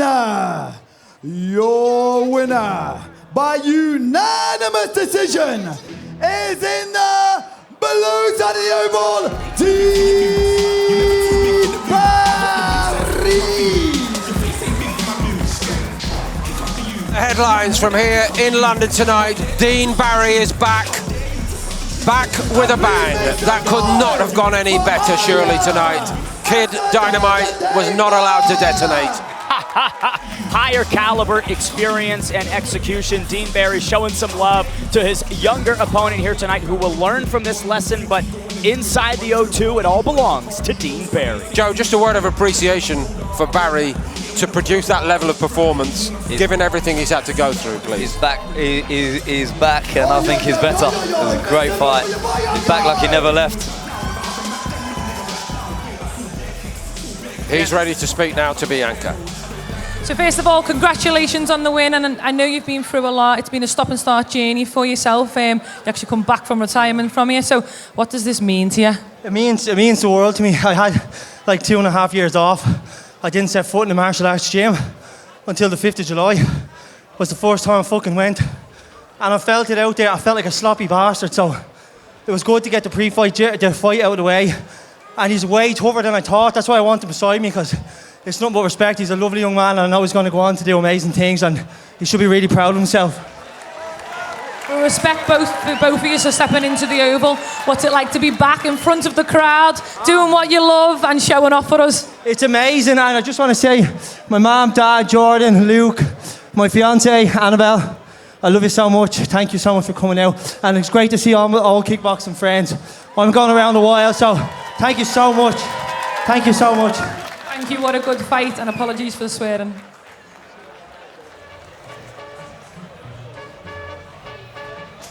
So that was an eliminator for a world title. Who would put it past Barry even at this stage? What a comeback that is. What an addition to Total Combat he is. World titles are now on the line and in the works for a lot of the fighters on the card and on our next show also, but only tonight for 2 women. Is it time to try to reach out and grab for a world title first time out? My name is Cintia Czegely. I am a 22 years old Baku full contact fighter. I'm from Hungary, but I represented Slovakia. I am an Olympic bronze medalist and a European Olympic game. My name is Perona. I'm from Italy. I am the reigning WAKU World and European Champion in full contact -52. I started with martial arts because I was really shy. With my gloves, I felt really free. When I was growing up, I felt that with kickboxing, with my match, I could and I can now convey to new generation some values that really represent me.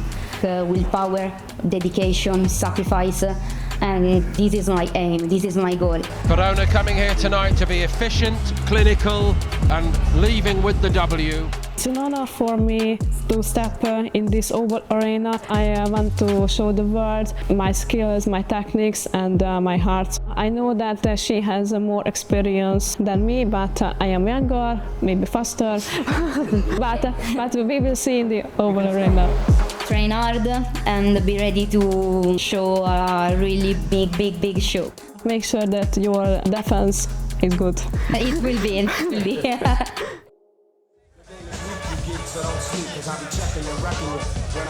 Tail of the tape that here sets for, it up, Ben. Over to you. Tail of the tape for our co-main event of the evening. 9 years separate these two, Nicola Perona and Cintia Czegely. Kickboxing versus kickboxing. Heavy favorite is Nicola Perona. We'll see if that rings true for the Total Combat Strawweight Championship.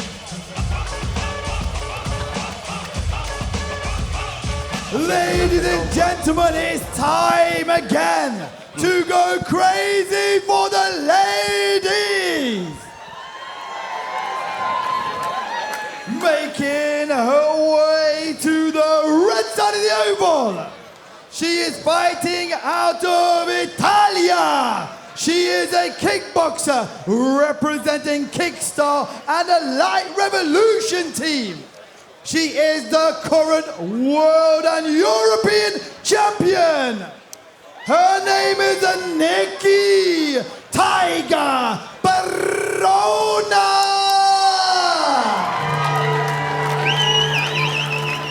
Nicola Perona, the Tiger, coming to hunt some more names to add to the list. 7-time Waco World and European Champion, 35 Waco Cups. Somebody who is truly on a different level when it comes to ring and tatami fighting. Callum Robb, welcome inside the booth. When you think about the Tiger, what stands out the most? She's such a marauder, great puncher as well, and highly ranked in kickboxing. She got a win in the last event as well, so she's coming in full of confidence.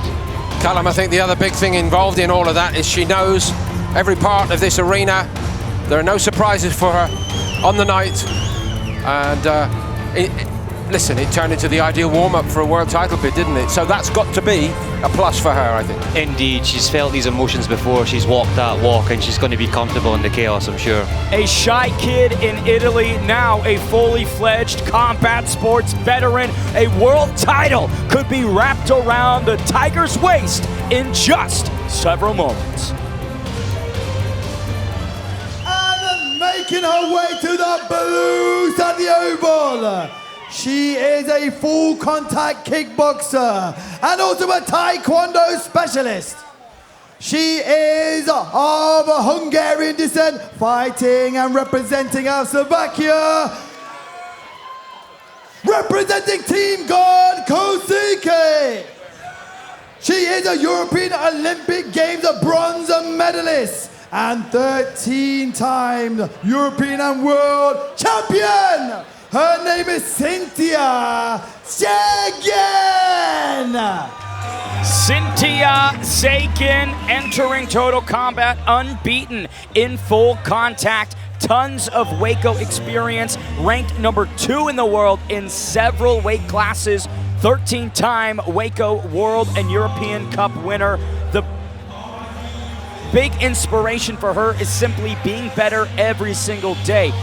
Gaining 1% as the days go by, and after a lifetime of doing so, Callum Robb, she has transformed herself. Absolutely, and we're going to see a clash of opposing styles here. Cintia is a phenomenal kicker. Nikki's a phenomenal marauding puncher, moving forward all the time, so I can't wait to see how this one pans out. Very unique fighting style from Zagne. Says she's a fencer, right? Touching in and getting out, Paul.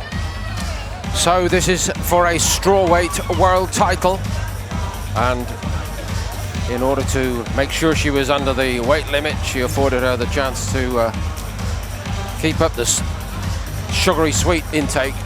Why are you laughing at that? I mean, it's all on the line tonight, you know. But listen. I'll be really clear. Defend yourself at all times. Show respect. Good luck. JC Cashman, third man inside for our first ever World Strawweight Championship bout here at Total Combat. Cintia Zagne and Nicola Perona. One of these women will be our Total Combat champion. 5 2-minute rounds. For the sweet smell of victory. Nice blitz in from Zagne.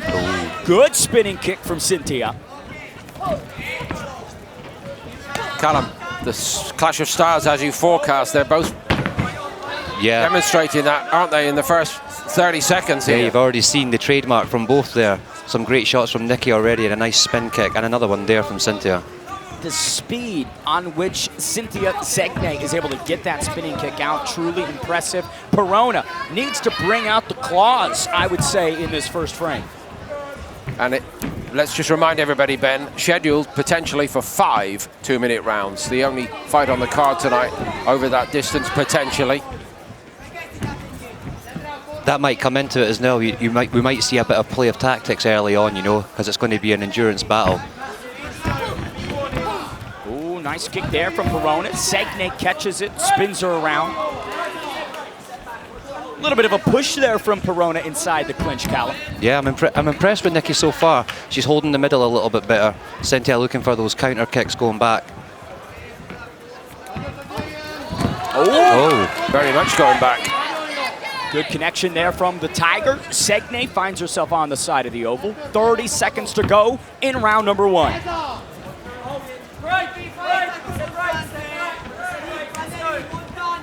We've seen tonight so many of these stalemate clinch positions where it's kind of a neutral base. Neither fighter really pulling ahead there, Cal. Yeah, Cintia's trying to break the distance a little bit, but yeah, you're right. There's a bit of a fight going on in the middle of that tatami. Right, step back, step right, and let's go. Very quick, energetic round 1 comes to a close. There was a lot of energy.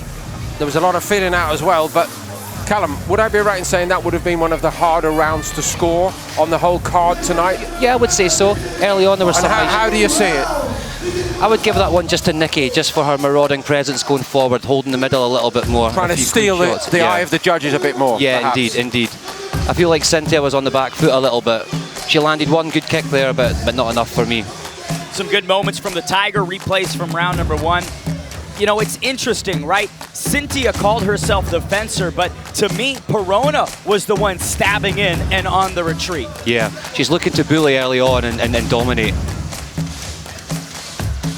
I wonder if we'll see more of the oval wall being used as it comes into it as well. How much experience do you think they've got over this distance? Well, yeah, you know, it's very different to what they're used to, so we're going to find out, I guess. All the questions to be answered as we head to the second frame here. Czegely switching stances. Big blitz from Perona. Yeah, she started off well again. Oh, nice shot. It's moments like that where Czegely, in my opinion, needs to push greater forward, right? Retreating and giving up real estate to Perona is just leading to sequences like this. And also, Colin, on that, she's going around the outside of the oval the whole time, isn't she? And again, to the point about the distance that this fight is, that is going to take a little bit out. Yeah, she needs to follow up with more shots as well. Too many singles for Cintia. Nice body kick there moments ago from Czegely. Perona shrugs it off. Again, a collision course in the clinch, where neither fighter really pulls ahead. I still think that suits Nikki, that sort of, when it gets into the clinch like that and it gets into a bit of a scrappy affair, I think that suits Nikki.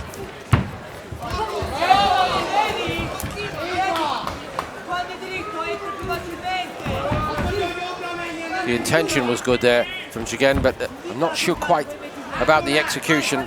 I'm not sure about the payoff. There's not many payoffs at the end of her work. That's the problem at the moment. And she's finding herself up against the oval wall more often than not. Even there, she's reaching with that right hand. Yeah. And an arm throw for Perona. Final 30 seconds of round number 2, and Cintia Czegely just struggling to get into this count. Yeah, I would agree. Nikki settled much more quicker. Good left hand there from Perona. Seems like Perona's yet to really sit down on these strikes, though. Well, if she does, and if Czegely's going to continue going back in a straight line like that, it's got trouble written all over it for me, Callum. Absolutely, absolutely. Miss again from Cintia. Perona making her pay.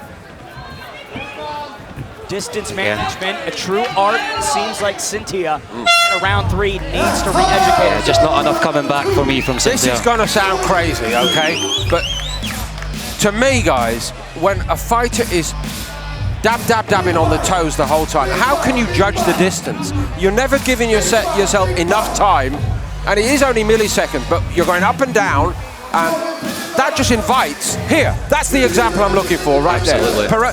While she jumps up and down on her feet, she's able to close her half a foot, and that's all she needs to get her work done. Absolutely, and I'm sure Cynthia's camp will have studied Nikki, you know, and know how she comes forward all the time, so it should be no surprise, this tactic. And listen, in these open stance exchanges where it's orthodox versus southpaw, what I'd like to see a lot more from Cintia is not the work with the left hand or the left leg. I'd like to see straight shots right down the middle or teep kicks without rear leg. I think it's there for Nikki if she wants to open up a little bit. I agree with that. And maybe she should when she's on top, because you never know. Again, it's the 5-round potential distance, and the stakes are that high. Imagine going down in the history books as the first ever world champion, leave aside the first women's world champion in the entire history of Total Combat. Maybe that's what is at stake here. But that pressure might also unravel the game plan, right? Too much on the shoulders, right? Drawing and anchoring you down. It's certainly not done yet, either way. But Czegely surely needs more. Absolutely, halfway point now, and Cintia really needs to turn this. So there's a change in stance at least, Ben. So there's something slightly different. But again, you know, bounce, bounce, bounce, bounce, bounce. And I know fighters, all disciplines, always will stick with what they know if they think it works. I get that. But the top people in any line of work are smart enough to say, I need to try something different. They have the ability to change and adapt in the moment. That's what makes true champions. You know, in the moment, in the chaos, they need to be able to switch it up. And while it's not maybe relevant to the, you know, to Tommy and the karate, but, you know, great example, UFC champion Alexander Volkanovski, somebody who is so high IQ that every second inside the octagon, he's analyzing, changing, adapting, and I'm just not seeing adaptation. Think of Usyk or Kovalev in boxing in the last 10 years. Same principle. Smart fighters are dangerous. 40 seconds to go. It is rinse and repeat for the Tiger. Czegely, moment there, covers up. Beautiful creativity Wow, from Tiger to jump over her. Do we get marks for artistic endeavor? Is there a new section? Perhaps. Cirque du Soleil might be in her future, Paul. Choreography. You're rewarded ballet with blood for creativity in this game, right? Total combat. 15 on the clock here in the third frame. Nice body kick there from Czegely, but just not much power on it as she's tripped again by the Tiger. Taking the wind out the sails there as well. It all adds up over 5 All adds rounds. up. And Callum, when you think about how demoralizing it is to go 0 for 3 through, you know, the first out of 5 rounds, if you're in Cynthia's head, right, is their nerves, right? Does the question start to penetrate your brain? Absolutely. She's not laid a glove on Nikki, to be fair to me, in my opinion. So I think she really needs. Your opinion is very valid indeed. This is a man with a PhD, everybody watching tonight on ITVX. Triller TV being sports, the one and only Callum Robb. But I'll put it to you in layman's terms. At this moment, Callum, Perona is living inside Czegely's head. Absolutely. And that's why it's not happening. Rent-free, yeah.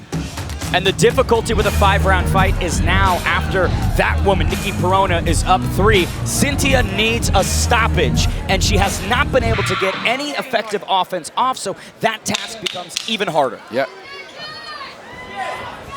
The lack of clean shots from Cintia as well is demoralising a little bit. You know, psychologically that can eat away at you. You've not laid a glove on your opponent.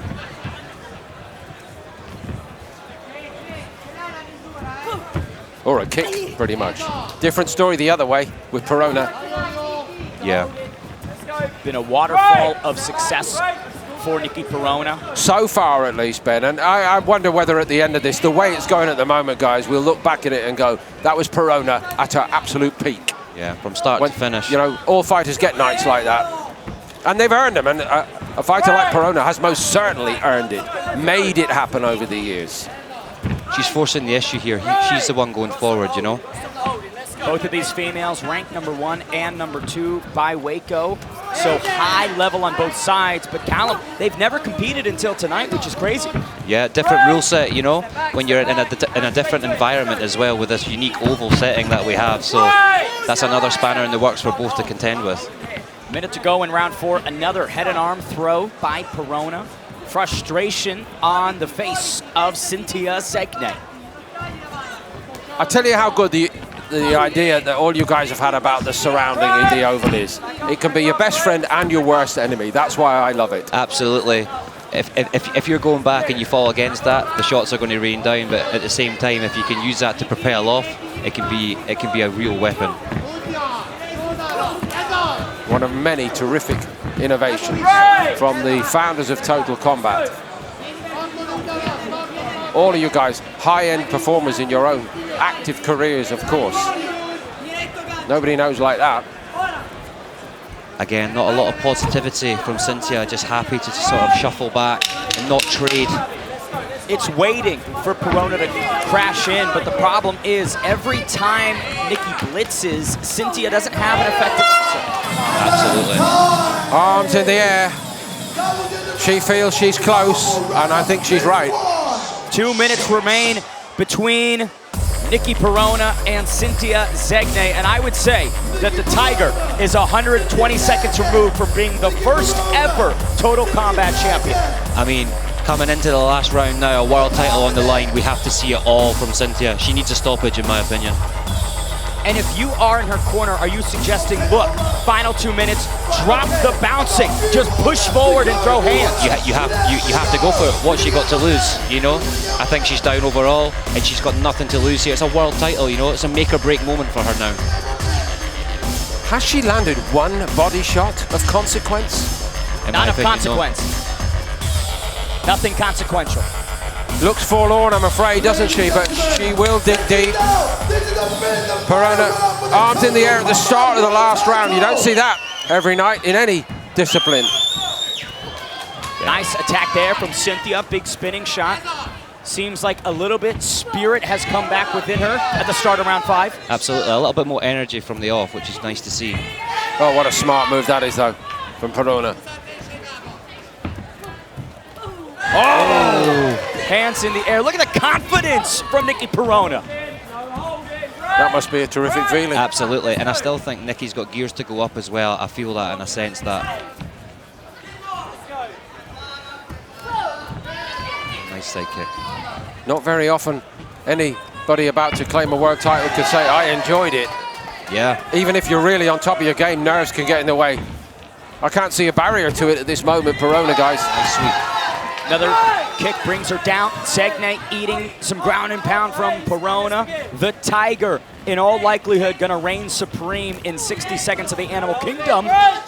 But maybe Czegely can pull a miracle off here. You never know. She's renowned for her kicks. There's just one little moment there, a reminder to Perona. Keep it businesslike, because she had put her head down, and imagine, you know, if she's absolutely whitewashed this contest for 4.5 rounds, but then got stopped because of a cut. You know, that'd be devastating. Imagine, and we know it can happen. So just be careful, Perona. See the job through in the proper manner. Absolutely. Spinning attacks on both sides, neither connected. Czegely trying to fight her way back into this. Couple right hands inside the clinch, but she needs everything in these final 20 seconds to try and mount a comeback. She needs a stoppage. I don't think we're in that territory, Cullen. 10 seconds remain. Nikki Perona, what a clinical effort here to claim the strawweight championship. Total Combat has a new champion. A dominant performance. Brilliant. Start to finish. Potentially a shutout. That is how to go and claim a world title. And when you think they were both ranked #1 and #2 by Waco, but here tonight, level difference, Callum. Absolutely, look more of a gulf in class there tonight. Do you think for the true cognoscenti there was an expectation it would be closer than that? Absolutely, I was expecting it to be a lot closer. You know, Cintia coming in with such an arsenal of kicks, we hardly seen any of them, but is that down to the good work of Nikki nullifying that kicking exposure and closing down the distance? Couple replays here from round #5. Stepping into the spinning kick that connects on Cintia Czegely, and some beautiful work downstairs, right, destabilizing the lead leg, Callum. I love the diversity in attack from Nicola.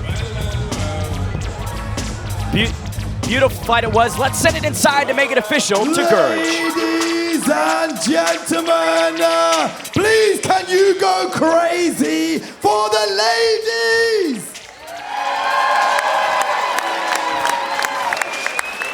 This was for the Total Combat World title. And the decision is in. Your winner is in the red table, Nikki Perona, the Tiger. And presenting this award, Michael Venom. A lifetime's work pays off on one night here in London for the Italian Nicola Perona, Campiona del Mondo. Viva Italia! And who better to present the strawweight championship to the new kingpin than the #9 ranked UFC middleweight Michael Venom Page. A legend celebrating another legend in the making. What a moment for Nikki. What a moment. So we should salute Cintia. Again, it's been a great career and it may yet yield another shot at a world title.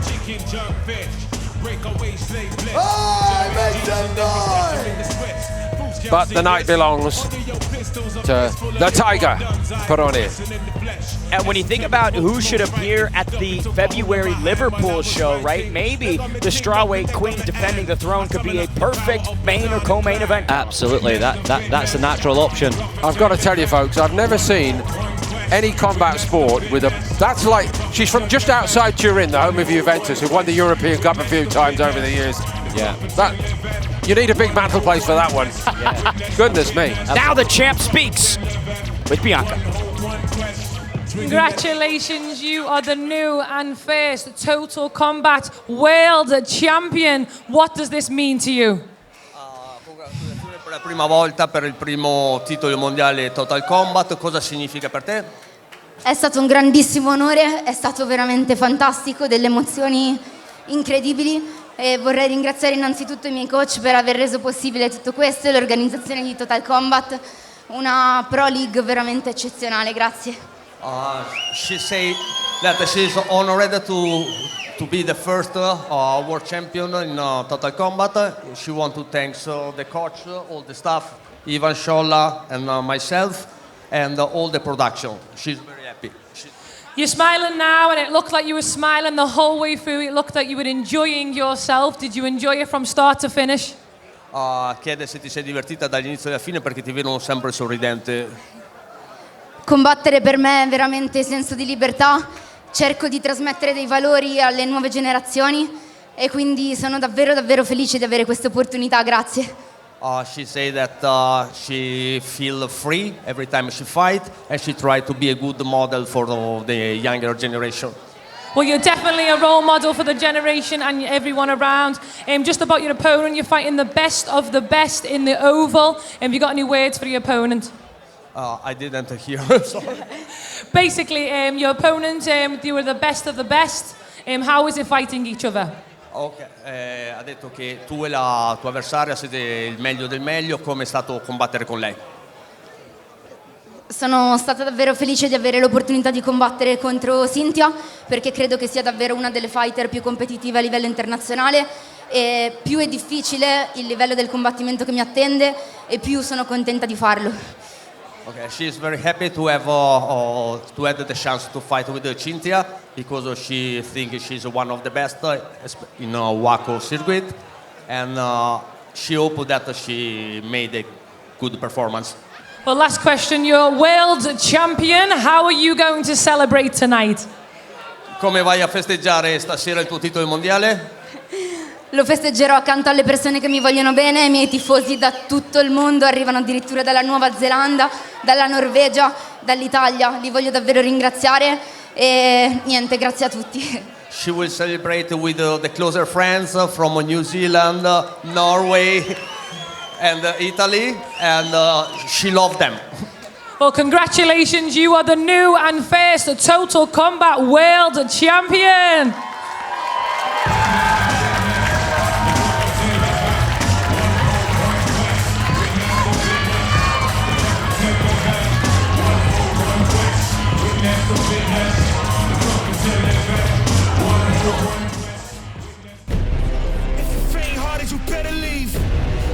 Cross me, then you dead to me.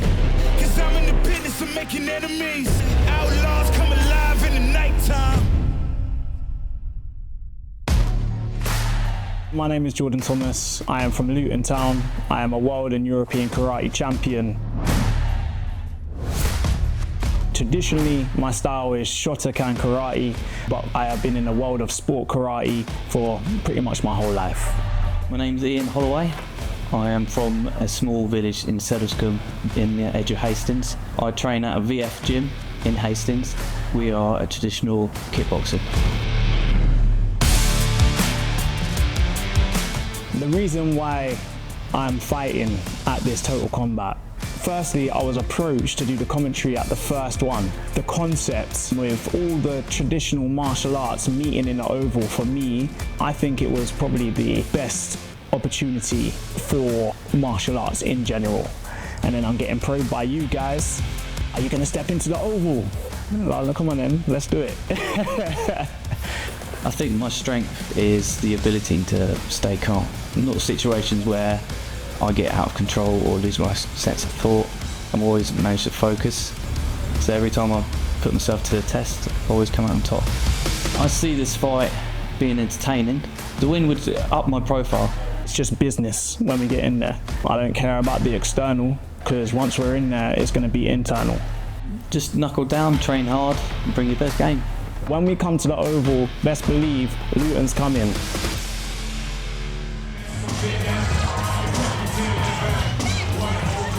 So the eliminator for the World Welterweight title. Tail of the tape for our main event of the evening, Ian Holloway, 36 years young, Jordan Thomas, 33. It's kickboxing versus karate in this all-English headliner. Massive disparity in the predictions for Jordan Thomas. We'll see if he gets it done as we send it inside to Gurge.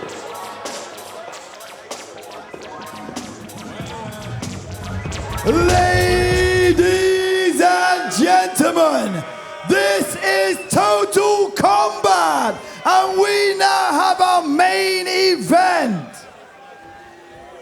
Have you enjoyed Total Kombat? Do you want more Total Kombat? We have Total Kombat 3 in Liverpool on the 28th of February. Will you be there?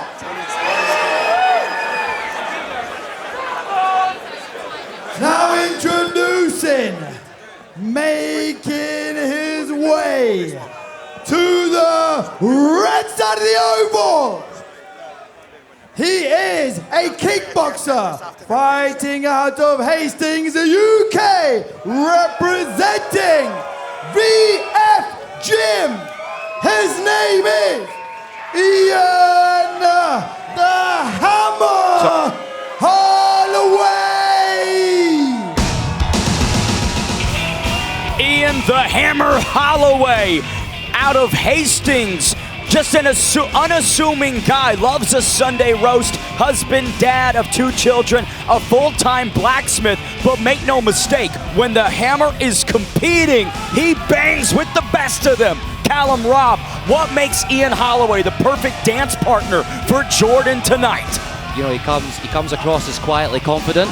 You know, there's nothing wrong with being quiet in the lead up to this event, but kickboxing, he's used to full contact, and we're going to see if he can perform on this stage.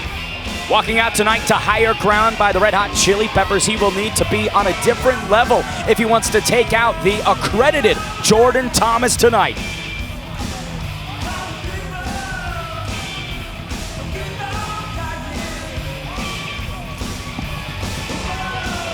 And making his way to the blue side of the oval, he is a WKF karate fighter, fighting out of Luton Town, United Kingdom. He is representing Inspire You Vision. He is the former WKF World and European Karate Champion. He is a former GB Karate and GB Taekwondo athlete in 2 Olympic cycles. His name is Jordan Thomas!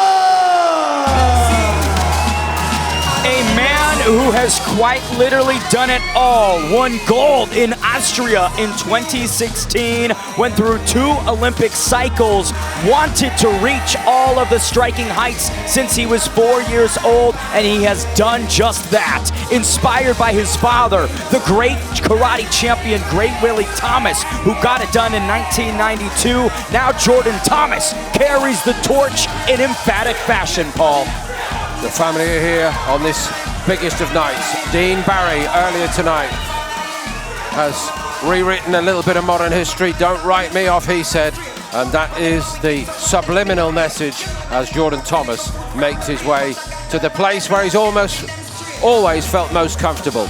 As a competitive athlete, a superstar in karate. But this is the wonder of Total Kombat. At the age of 33, after all he's achieved, Cullen, he is hungry for so much more now. Yeah, I know Jordan really well, former teammate of mine. He's literally came from the commentary box and he's now in the oval, and I know he loves the big stage, so, you know, full contact's a bit of a new alleyway for Jordan, but I'm sure he can handle the pressure.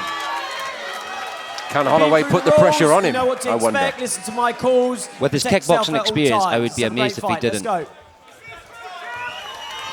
JC Cashman, third man inside our main event. Jordan Thomas, the gold medalist, taking on the Hammer, Ian Holloway. Round number 1. Underway, big head kick from Thomas. What a way to start. I was about to say feel the electricity in the arena, but that has revved it up even and more. Really supercharged environment now. This is exactly what I was expecting from Jordan early on. Explosive techniques. He's got it all. Punch, kick, everything.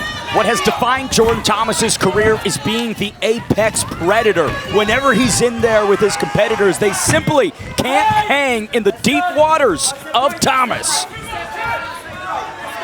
But Paul, I'll offer you this. I've watched some of Ian Holloway's fights this week, and when he connects with that right hand, it usually is a fight-ending blow. It's a great point, and I know it's been a brisk start here by Thomas, but I don't see Holloway running for cover exactly, Callum, do you? Not at all, and I would expect that with his kickboxing experience. He's not phased, you know. Jordan's came out the blocks quick, but there's no clean shots landed as of yet. High-class work from Thomas. And a nice right hand on the ground. Thomas just a weapon in every single area. We've got a prize for best fighter of the night to give away, but was that the best move we've seen from anybody tonight? Lovely Ashi Barai, catch the leg and sweep, and great follow-up as well. And Callum, when you think about the physical differential here, right? Holloway, the bigger, taller guy. Holloway's in trouble. Thomas! Holloway's in big trouble, Ben. The end must be very close indeed here for Holloway. It looked like the hammer was the nail in that sequence. Thomas, 20 seconds to go here, wants to put a stamp in round one. He does. Now, Jordan, he smells blood. He does. He senses that the man is there to be taken out. The hands are down from Ian Holloway. He's hurt. Jordan needs to capitalise. Hurt and rather demoralised, I have to say, but Holloway now does dig deep. All that experience at the age of 37 and everything he has put in to be on one side of this fight tonight. Respect. That takes heart to do that. When you're hurt and you're down at the depths like that, that's what true fighters are about. And this is what makes Ian Holloway the perfect competitor to come up against Thomas tonight. The hammer will never quit, but round number one, Callum Robb, was all the gold medalist, Jordan Thomas. Absolutely, and that was a roundabout kicks. Mwashigeri there. At least 3 decent ones landed from Jordan, especially that one to the body. And it was the pace that Jordan set right off the rip, Paul. There was no brakes on the Jordan Thomas train. Some brilliant work here. That is... Yeah, all good work. Elite. And for Holloway, this is where you got to mind your P's and Q's, right? Do not elevate onto one leg. If you're a flamingo against Jordan Thomas, he'll take you out. I just want to ask you one thing in that sequence there, Cullen. Had the right hand been absolutely on the money, would that have been a fight-ending punch, do you think, in and of itself? I suspect it might have been. I think so, especially soon after that kick as well. Yeah, so he's got away with it, Holloway, but he's got to know that he's gotten away with it. He's moving better already, Ian. Exactly. Recovered. Nice body kick there from Thomas. Holloway clinching up. If you're the hammer, Callum, I would maybe say putting Thomas on the back foot is your best course of action at the moment. He needs to close that distance. There was another wince there from Ian when the body shot went in from Jordan. Oh, another spinning back kick. You can see Holloway getting zapped here, Paul. The pace is intense. There's a little bit of blood around the nose of Thomas. Thomas hurt! The hammer coming back! 2 nice shots there from Ian. That is not something you see from Thomas all too frequently. Now he's on the retreat. Now we're in a war now. They've both got each other's respect now. They've both been hurt. Oh! Nobody wrote Holloway off, and just as well. If you want to dance with a man named the Hammer, you gotta expect some high caliber impact. Thomas, blood is pouring out of the nose. Time for a little bit of a rethink, a reset by Jordan Thomas. Again, using all his experience. But yes, caught again, Cullen. Oh! What a response! What a response from Thomas! And down goes Holloway. I'm not sure it's over. It's over. After tasting some adversity from the hammer, Jordan Thomas makes him the nail in round number 2. Mr. Cool now. He wasn't, what, a minute ago, but like a true champion, he turned it back his way. He had to earn that in full, Callum Robb. Yeah, he had to go to the depths there. He had to feel a little bit of hell, but it's like it woke him up, and there was the finish. Fantastic. Won European Kumite gold in 2014, world gold in 2016. Now, in 2025, Jordan Thomas getting it done at the O2. My goodness me, that was full of drama, wasn't it? Dazzling work early from Thomas. A great response from Holloway, who came looking to put it on Thomas here. And Thomas was in trouble, Callum. He was a little bit, but he recovered well, you know. He shut him down a little bit. He managed to get that heart out of his head and then pull some nice shots off himself. And it's this moment here, right? You can see Jordan Thomas evade the left and boom! Boom! Great There's move. the big right What a hand right to hand. Holloway. And the follow-up shot sits him down. J.C. Cashman had seen enough, Paul. The quality of the work was outstanding both ways, but he's demonstrated something else that you cannot coach and cannot teach. Absolutely. Under pressure, he produced it. Brilliant. Let's make it official and send it inside to Gurge. Ladies and gentlemen, can I hear you?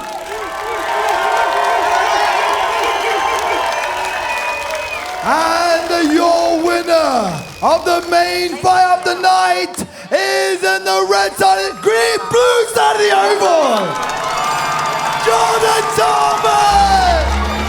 We're getting all colours! Oh my God! Jordan Thomas gets it done in fantastic fashion. Had to dig deep, had to rely on the championship medal that has made him one of the standout strikers in the world. But Callum Robb, when he connects, it's game over. Absolutely. He showed what Sport Kratikaz can do, you know. Trying to square that gap coming into a full contact environment like this oval here at Total Combat. He has now shown that he's here and he's here to stay. Talk about closing the show in style. That is the epitome of it tonight from Jordan Thomas. And much like Dean Barry earlier, we know we've had the answer. There's plenty left. And most of all, for both Callum, the desire to become a big part of the Total Combat picture. Absolutely, the stage is set here, you know. And it wasn't just the obvious shots there. There was such dynamic movement displayed from Jordan there. He really showed his world class on the main stage when it mattered, and that's what top fighters do. And from a macro lens, Total Combat debuted in June. Now we're following it up in September. 80% finish rate earlier this year, but Paul, I think we might have eclipsed that. We have, and in terms of the excitement, the show that's been put on by some of these stars in the making in this format. They've been stars in their own right in other disciplines, of course, nearly everybody involved, but the stars of the future in Total Combat. And maybe Jordan Thomas is going to become a poster boy, or maybe at this stage, poster man. Absolutely. Now Jordan Thomas speaks with Bianca. So you were the main event for a reason. What a show you've just put on. You came into this, you said you had purpose. Did you let it all out then? 100%, 100%. I didn't leave it out. Like, I ain't fought in about 2 years. Do you know what I mean? So, but I ain't stopped training. So now I've got the experience up in here. I'm ready to go again, boy. Well, you definitely had to work for that fight. It went back and forth in that second round, but then you finished it with the knockout. Was that the plan all along? Yeah, just get the stoppage 100%. But actually, it was just to do the job. Nothing else. It was just to do the job and get the job done. So that's what I did. That's what I came with. And you know what? Look at the crowd up in here. Look at the crowd. Look at the fam. Yeah, so shout out to my sponsors. We got Active Digital. Yeah, shout out Inspire You, the Fitness Hub Luton, and Dean's Detailing Service. Yeah, that's where I'm coming from. Well, you were in the zone, you were there, and we have got the next Total Combat TKO3 in Liverpool. Are we going to see you there fighting again? Do you know what? Maybe. I'm getting told by my coach, maybe. Yeah, maybe. Well, we definitely want to see you. Yeah, 100%. What you have to do, thank you for everybody who's come. Yeah, that's family right there. Yeah? Shout out Luton Town. Shout out Kaiser and Central. Shout out Oaklands College. Yeah? Shout out my family. Yeah? Shout out my plot twist. Yeah? I am flipping ready. Well, you've inspired us all in here tonight with the crowd. One more time for Jordan Thomas. Hey, let's go. Victorious here tonight. When you think about guys who could potentially headline TK3 in Liverpool next year, Jordan Thomas's name might just be at the top of the list. What a marquee matchup we had. Thomas had to dig deep. Making his way into the One more very important bit of business. MVP entering the oval here. Michael Venom Page and ITM Productions, who've been huge backers of Total Combat. Now MVP speaks with Bianca. So we are here now with the MVP, and we've got a special MVP fight of the night. We cannot wait to see it. First of all, what have you thought of the whole show tonight? Man, the show's been electric. Exactly what I thought it was going to be. Electric, great kicks, great punches, knockouts everywhere. Unbelievable, unbelievable. So do we know the winner already? Do you have it, the winner? You have the winner. Do we have the winner? We have the winner. Okay, so it was a great...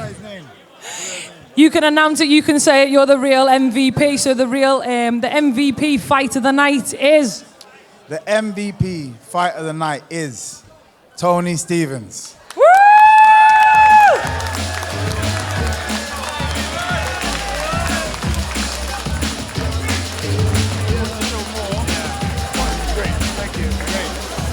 Well, Tony, congratulations. You did say it before. You said you needed that money for your wedding. It was a fast knockout. It was a great comeback win from last time. Tell me what you're feeling. I'm feeling ecstatic. I've had a few drinks, I'm not going to lie, so I'm a little bit... but thank you so much, and thank you to Michael for this honour. Huge honour. Yeah, I'm just ecstatic. Thank you so much. Well, thank you for putting on a show for us tonight. We cannot wait to see you again. Hopefully we'll see you in Liverpool for the TKO 3. It's going to be bigger, better, more action. And the last words for you, Tony. Tell me what you think. Oh, can't wait. Obviously, there's one person I really want to fight. I understand why he's not here. Sid Williams, he's the guy I want to fight next. I wish him the best of luck in the European Championships. I understand why he's not here. But I look forward to getting in the Oval again with him and hashing it out. Thank you. Well, the call out's there, and hopefully we'll see you in Liverpool TKO 3. Tony Stephenson getting the MVP fighter of the night. Listen, the fastest finish in Total Combat history. To me, it makes sense to give him that honors. And he's a great example. We know about the headline stars here, Ben. You know, guys who've been right at the very top, and now we have a female world champion as well for good measure. But it's the incentivization for the next level. People like Stephenson and some of the younger kids who are starting to emerge, given a platform that they would never have had in any previous era, that you could even, if it were an Olympic sport, for example, karate, we know it's been in and out of the Olympic Games, but where do they go ultimately? And now there is this Total Combat. Usually, it's been hysterical here tonight. Oh, it's been fantastic. The fans at the Indigo are just losing their minds. But to your point, Paul, all of these fantastic karatakas or other striking-based fighters have had to adopt the grappling and go into MMA, or lose everything and go into boxing. And it takes a long, long time to climb the rankings in those other disciplines for obvious reasons. Absolutely, and now there is finally potentially a platform for them. And just tonight, right, super heavyweight male fighting, like that's a crazy division that we offer. Strawweight champion gets crowned. UFC representation with Dean Barry and Jordan Thomas lighting it up in the main event. Tonight was fantastic. Honor and a pleasure to be here with you. Well, likewise, Ben. Thank you very much indeed. So a couple of final salutes. Golding, Lunt, Stephenson, as you've seen, Dalton, Boyd, Jewell, Tucker, all big winners. O'Donnell, 18 years of age, and he's not even the second wave, he's the third wave from what we've seen tonight. Noor, tremendous temperament, what a victory for him. Szombati, perhaps against the odds, a really gutsy showing, and the Hungarians really playing a part on this. We say again, you know, big night out in Budapest might be coming your way, Ben. I think you'll enjoy that. Well done to Oisin Brady. And, of course, in the big fights tonight, Georghiou, what a shot to finish it. That was shot of the night for me, certainly. And Dean Barry, the sniper, as Ben has said, back with a bang. We have a new female world champion from Italy in Perona. And we know now that Jordan Thomas is back. I want you back soon. You've been outstanding. Thank you very much for your company. Thank you very much for fitting us on this side of the pond into your very busy schedule, and we'll see you again very soon, we hope, Ben. One final thanks, of course, to Michael Venom Page at ITM Productions, the other sponsors, Top 10 GB, Forces Media, Sylvia, Legal Services, Be In Sports, the Elite Podcast, ITVX, Pilgrim Bandits Charity. This has been Total Combat 2. I'm Paul Dempsey. Thanks to the team. Thanks to the founders who are driving this forward. The fans have loved it here tonight. In fact, you might say it was a total knockout.